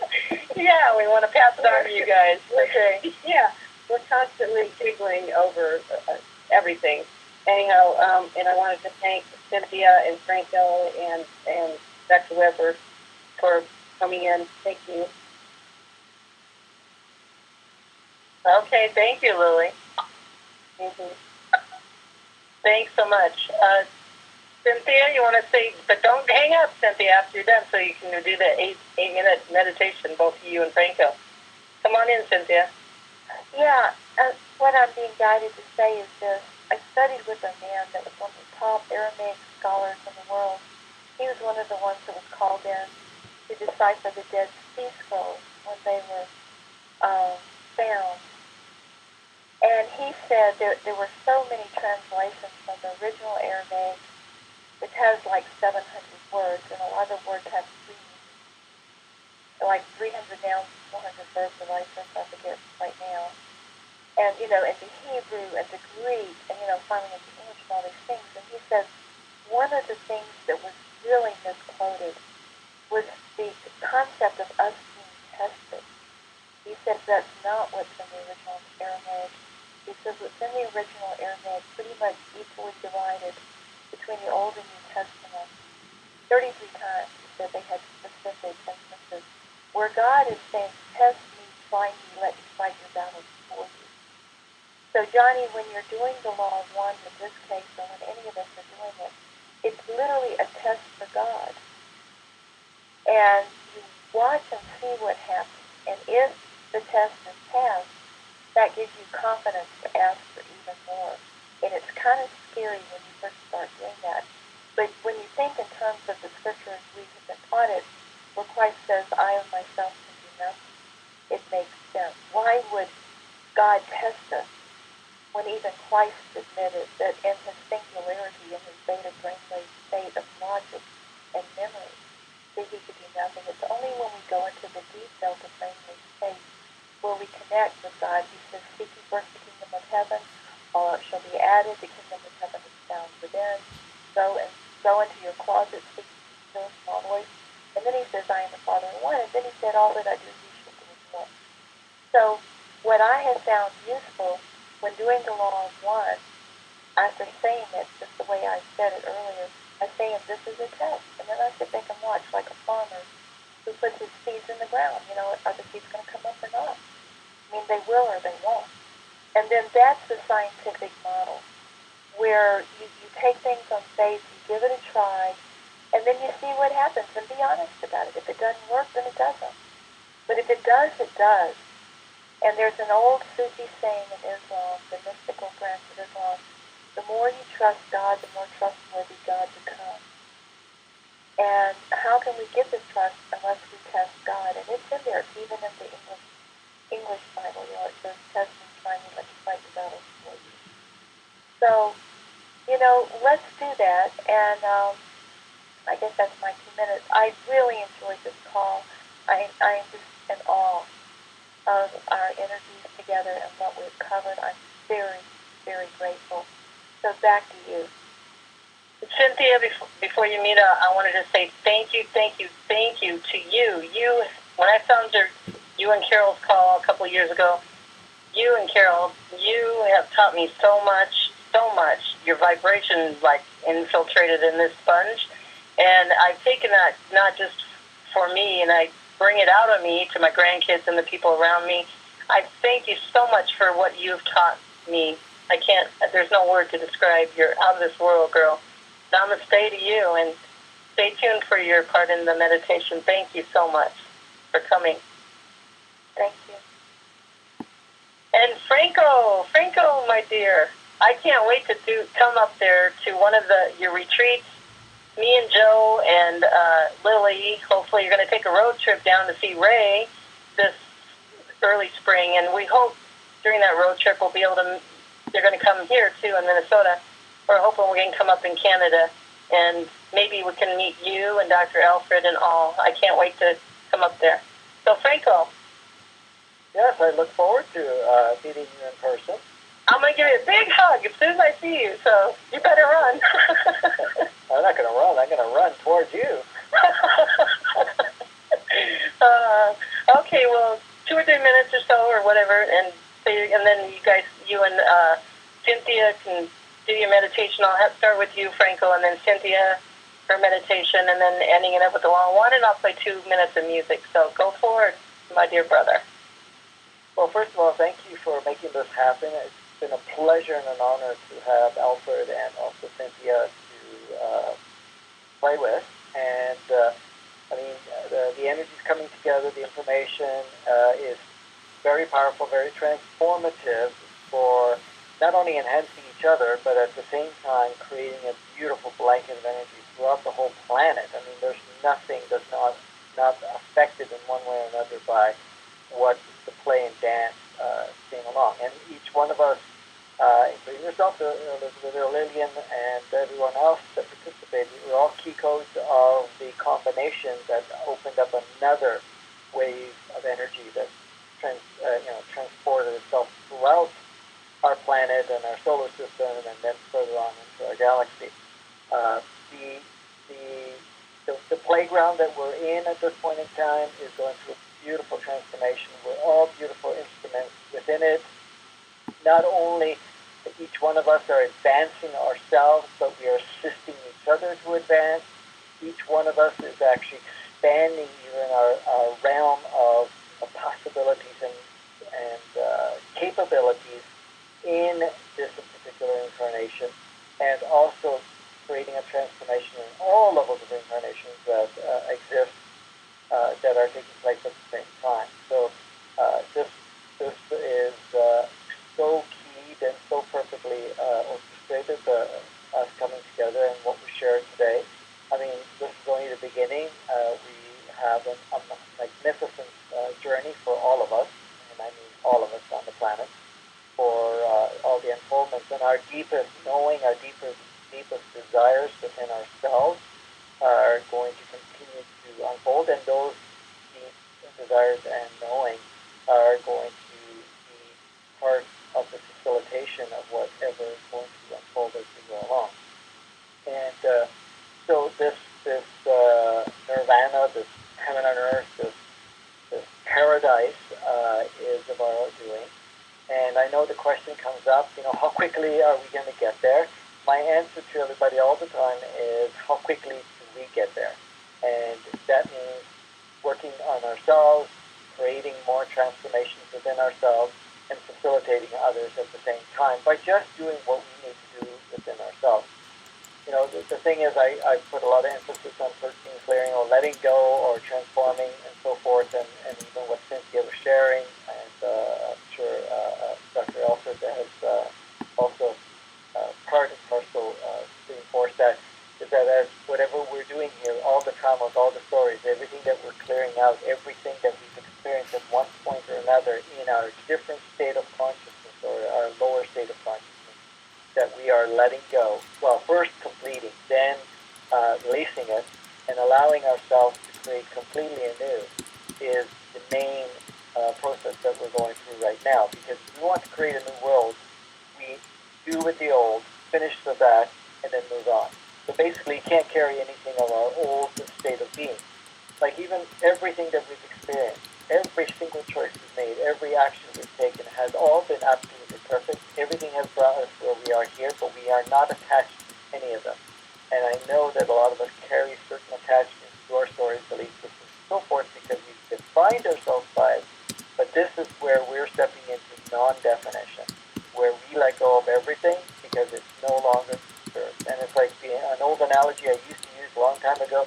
You can put training wheels on your bike, and it will facilitate and assist you while you're in the learning stages of riding your bike. But at some point, you need to let go of the training wheels. If you really want to maneuver, you really want to move a lot quicker, much more efficiently, then the training wheels have to come on. And this is the thing. We've used every experience that we've had, every experiment that we've taken on, and in every incarnation that we've taken on. And even though we've become attached to sometimes the idea of what our world, because the question came up also with about the souls, keeping reincarnating on the same planet. It was really more of an obsession that the soul may have taken on with level imprints, and I won't get into that now, but in essence, it's like us getting addicted to a video game and saying, well, I want to see the end of this video game. I know this is challenging. I'm going to keep coming back until I get to the level I want to get to. And that's really what we're playing out, and that's what we've been doing.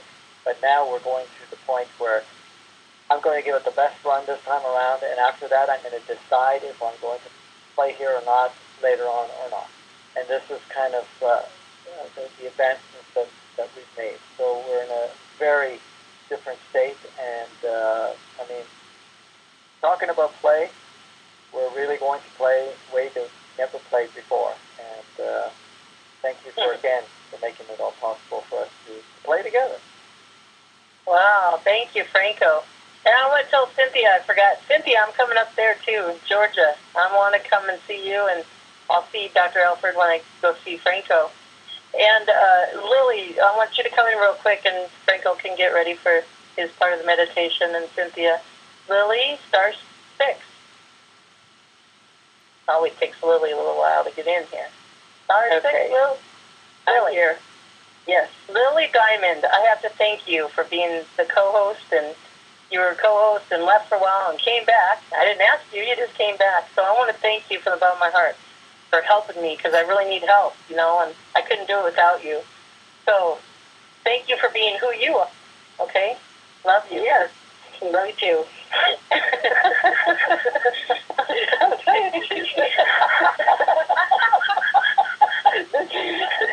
This is what we do. This is what I'm talking about. Yeah, that's awesome. Anyway, you're welcome. Thank you. Oh, yes. I wanted to see if you wanted to say anything before they do the meditation. No, I want to come up and speak with you and everybody up in Canada as well. I want to take that class. I want to be in that. Participate. Anyway. And we'll give Franco a big hug, both of us at the same time. You better run, Franco. Yeah. And it takes me longer to unmute because I mute my phone and I start 6, you know. So double mute. Yeah, I double mute. You never know what's going on in my house. It's okay. It's about being transparent nowadays. Be transparent. Be beautiful. Be you. Right? Okay, love you, dear. So laugh. We'll get everybody else laughing. Okay, so we'll start with Franco, 8 minutes, and then Cynthia, 8 minutes, and then you can gather it together at the Law of One, Cynthia, at the end, and then I'll play 2 minutes of music, and this beautiful call, this beautiful show will be done for today. And everybody, please pass it to your friends. It's phenomenal. I'm surprised. I got surprised back. Think I have surprises? I get surprised back today. So thank you, Dr. Alfred, Franco, and Cynthia, and everybody who participated, everybody that's going to participate by listening to the recording, all our galactic friends from every dimension and time-space that are here listening now and will listen. And thank you, thank you, thank you. Namaste, everyone. So, Franco, are you ready? Sure. Okay, love you again, Franco. Love you too. Thank you for everything. Thank you. So what we're going to do is we're going to go into a state where we're just going to allow ourselves to relax, and we're going to connect with who we are, the essence, but we're also going to be bringing in energies that are toward us through our journey. I know that through our journey we have experiences that alter our frequencies, going up or down. And as much as we may go down, we never really go down to the degree that we have achieved at one point or another, because each time we move up further and further. But right now, today, we've established another plateau, so we're going to allow those energies through. So what I want you to do is just put your attention and just allowing yourself to focus on the breath. And as you breathe in and out, you're going to establish a movement of energy. As much as it is only air that we are focusing on the movement within our body, but we are also creating a movement of energy. We're taking in not only air, but the consciousness of the collective. And this consciousness of the collective is expanding our own consciousness. And as we expand our consciousness, we add our consciousness to that collective energy. And as we exhale, we share that energy with all. And it does not limit it to our environment only. It now moves rapidly throughout the whole planet, almost in a state of infinity. And all we're doing is focusing on the breath, allowing us to connect with all this. And we're doing this very gently, very peacefully. But at the same time, we're allowing all of the older energy, all the older concepts, everything, including various states of emotions and so forth that no longer serve us, that have served us but are no longer doing our new journey. We're gently releasing. We're also releasing all contracts. We're releasing all agreements.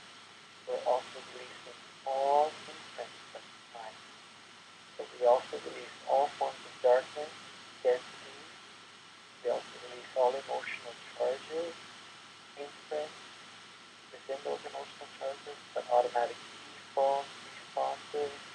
We also release all the energies that have been created, different polarity experiences that we've been involved in, things that we've ingested, water, air, medication, drugs, additives, and so forth, releasing all energies that have, one way or another, contributed in our lower vibration, and realizing there's no judgment about it, because it all serves.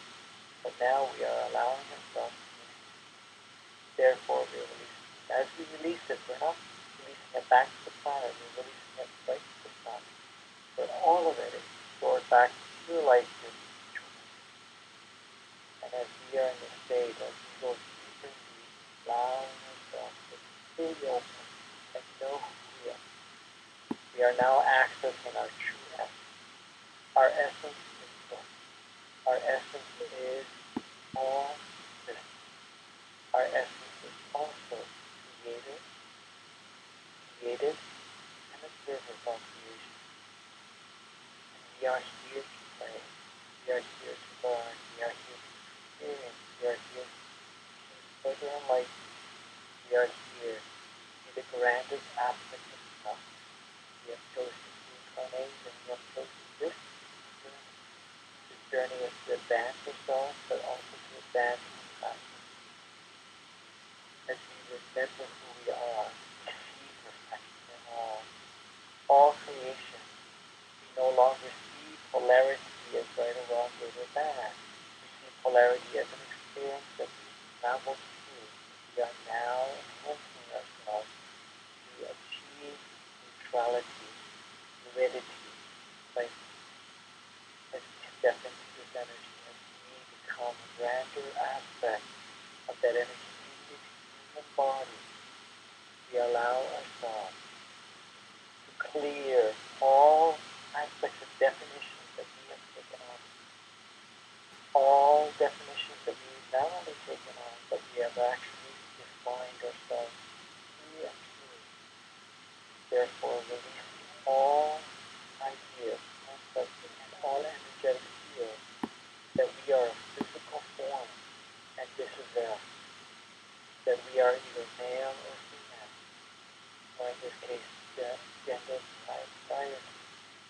We also release all our stories, our history, our career, anything that we distinguish, including religion, family, gender, and so forth, allowing ourselves to completely open and bring forth a completely new platform, seeing ourselves much more as our whole, that beautiful energetic field with no limits to it. We realize fully and completely everything is made up, and we have the capacity to create what we now choose to create with a new level of peace. There is nothing holding us back, and whatever we create now, through this energy field, through this energy function, through this state of peace, we create that enhances all aspects of life. We've come here to play, but we are not here to play only alone. We are here to play with other aspects of self. We see that every role that everyone is playing is important. We don't choose to thwart judgment. There's nothing to do.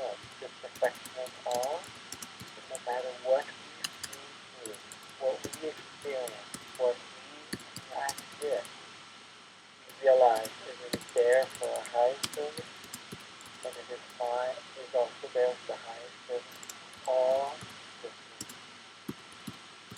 As we are this source, and we are experiencing ourselves as an isolated facet of source, whatever we experience, whatever we engage with, is expanding source of itself.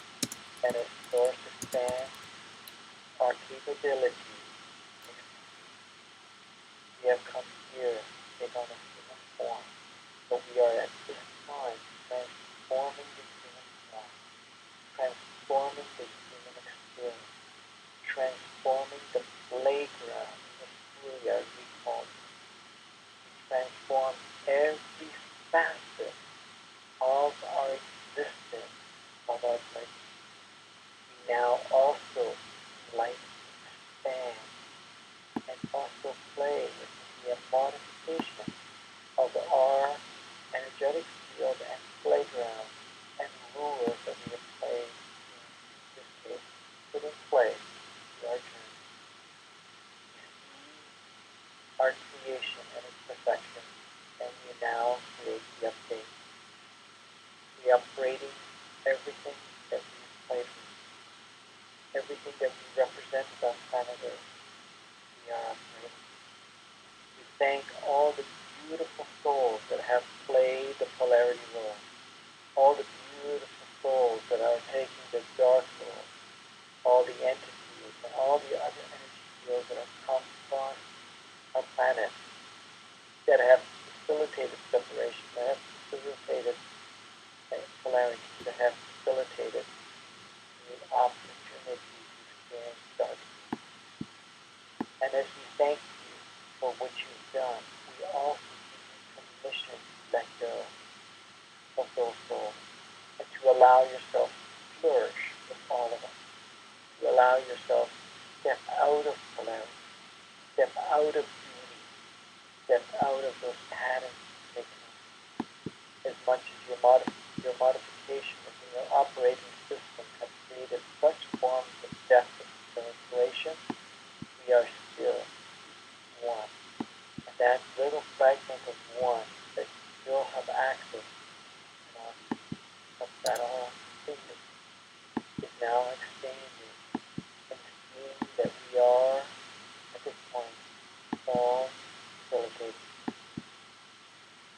And as we go through this, we now activate within ourselves the excitement, the playfulness, creativity, transform every facet of our human experience and planet together to allow us to be our prime creative state, our prime state of flourishing, to flourish and to become part of the whole on all aspects, all rounds. As much as we have played in the isolated role, we are allowing ourselves to reconnect and to welcome our brothers from other planets, from other galaxies, from other dimensions. We are important. We are all sharing the same substance. We are all together within us. This upgrade that we are going through is on all levels. It is not isolated to us. And I know we are working together to facilitate this transformation to take place in planet. And we know our brothers and souls are making themselves more perfect. We welcome you. We welcome what you have to share to the highest. As we are in this stage, we are allowing all these new energies to flow through us. The vibration within our body is unifying every cell. It's balancing and harmonizing with us. It's allowing every part of our body to resonate. To take that beautiful energy of the universe within itself, within source within itself, reactivate all facets of ourselves that have become dormant and created limited. To allow all this harmony within our body to reharmonize, to rebalance, flourish within beautiful unity and creating a beautiful balance between mind, body,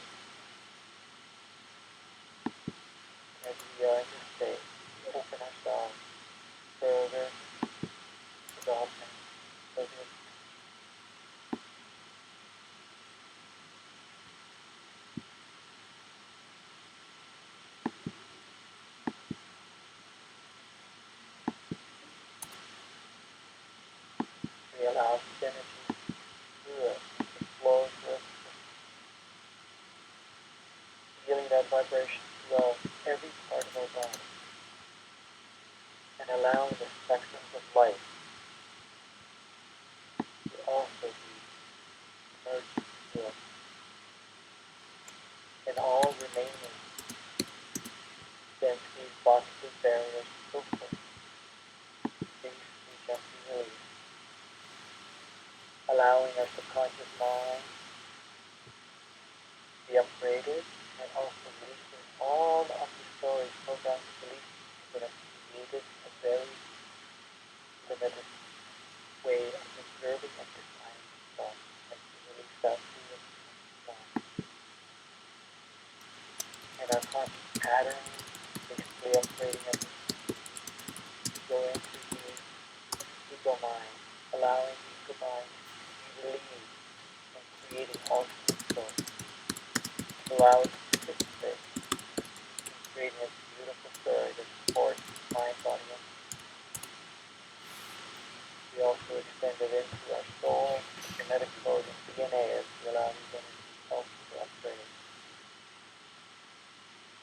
stimulate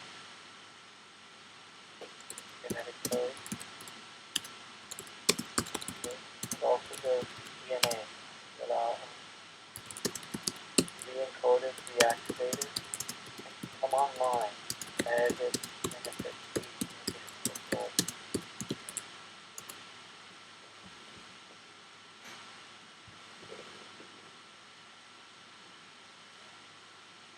If we allow this meditation to hand it off to Cynthia, down here to add your beautiful energy in here and to take us into the rest. Thanks so much, please, Doctor. Hey, I would like everyone to breathe into the count of 10, hold to the count of 10, breathe out to the count of 10, and hold to the count of 10. Take your time and do this 3 times, or whatever is comfortable. But do this 3 times. Just take your time, body.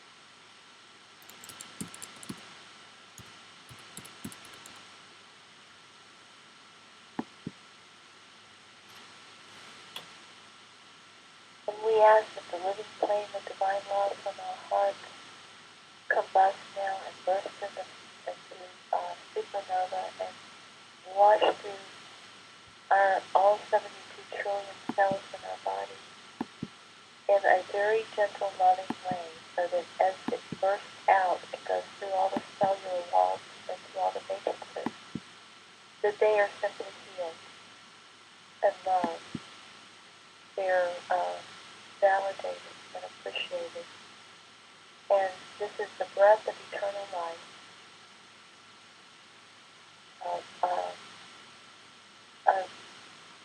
divine perfection, physically, emotionally, mentally, spiritually. And as this happens, we give thanks to previous states of disease and toxicity, because we have learned to value health, and we have learned to value feeling good and being healthy by experiencing the opposite. So we give thanks for health, because it has taught us so much. And this explosion of love, this flame of love from your heart, washes through every cell, through your whole body, with beautiful music.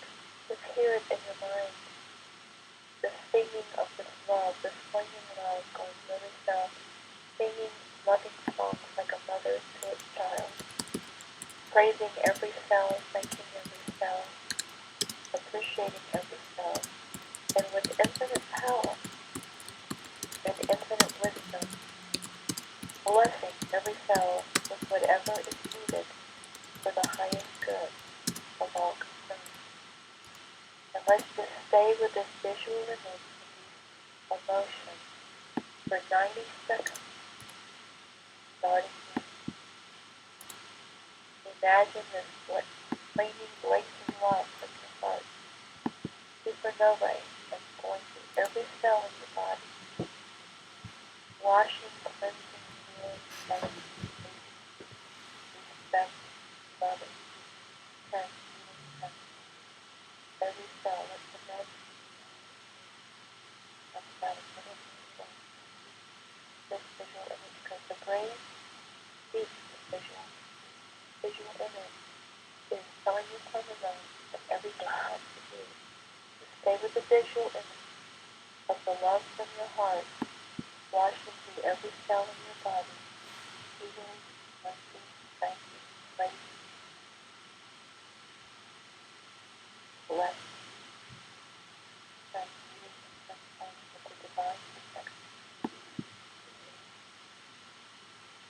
And this image is very, very important. And every time you have fear thoughts, the thoughts of limitation, of aging, of sickness, and death, go back to this vision. And with the fear thoughts of the fear visual images, just release them. You're on TV. They're manifested and completed, and I am creating divine perfection in every cell of my body. Because the body is a universe. The microcosm and the macrocosm. You are the God of this universe, and you are shining your loving light upon the whole universe, healing it and cleansing it of everything. Known and unknown. Healing and cleansing, setting it right to its divine, immortal perfection.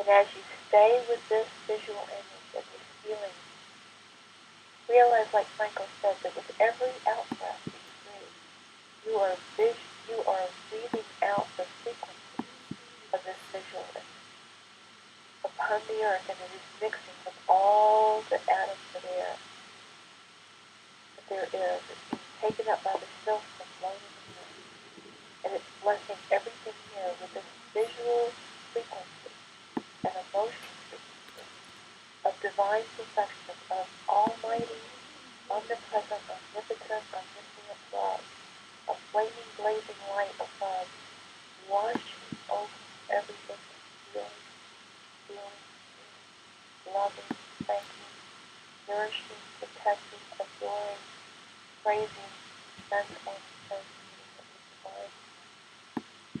But just for another 90 seconds, stay with the visual image of every out-breath, that this frequency code of this is going out to everything. Then, of course, with every in-breath, you are breathing in the grateful, wonderful results of it.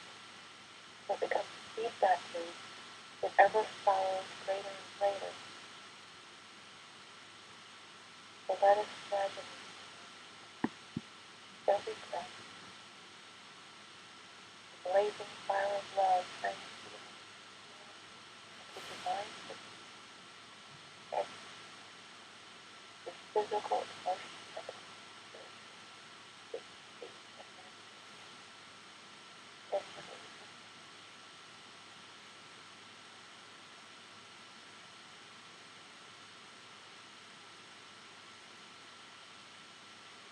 For 90 seconds, live in the silence, practice,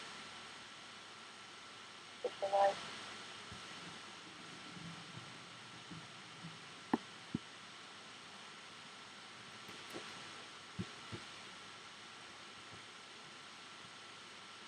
And as we're doing it, other planets, other dimensions, other universes, other people learning to see that they breathe it in too on through the wormhole, through the ring, through interdimensional space.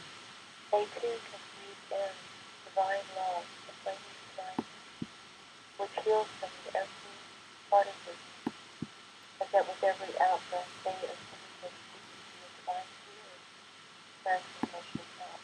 I mean, just imagine the whole army doing this, breathing in divine health, and feeling it out.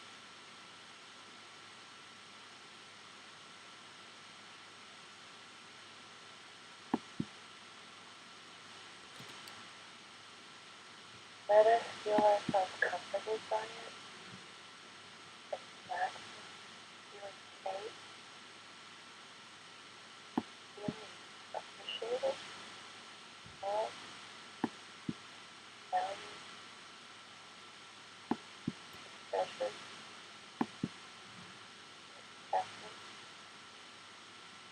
and given food.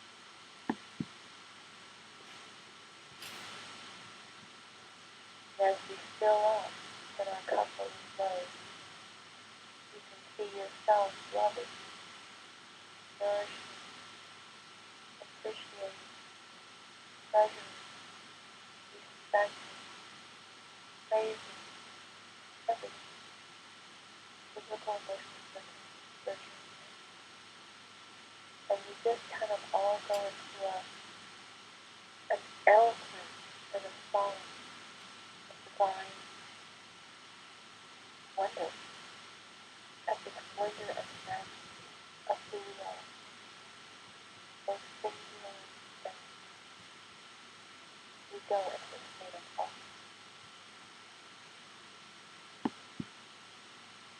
That's the meditation.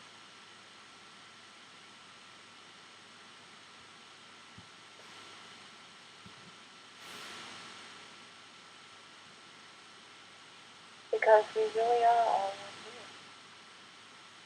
And when one of us, even the most minute part, suffers, either through something being done to them or being deprived of something they need, physical, emotional, spiritual, it affects all of us. And when one of us is helped in any way, even in the furthest reaches of the furthest galaxy, all of us is well. So therefore, in the name of who I am, and who we all are, and I and we are all one also, I ask that only the highest good, physically, emotionally, spiritually, of all concepts, ongoing through time and space, and I get sick, so be it. So it is. So just stay in this meditation until the call goes into the music of night. Thank you. Namaste, all you diamonds in the upgrade.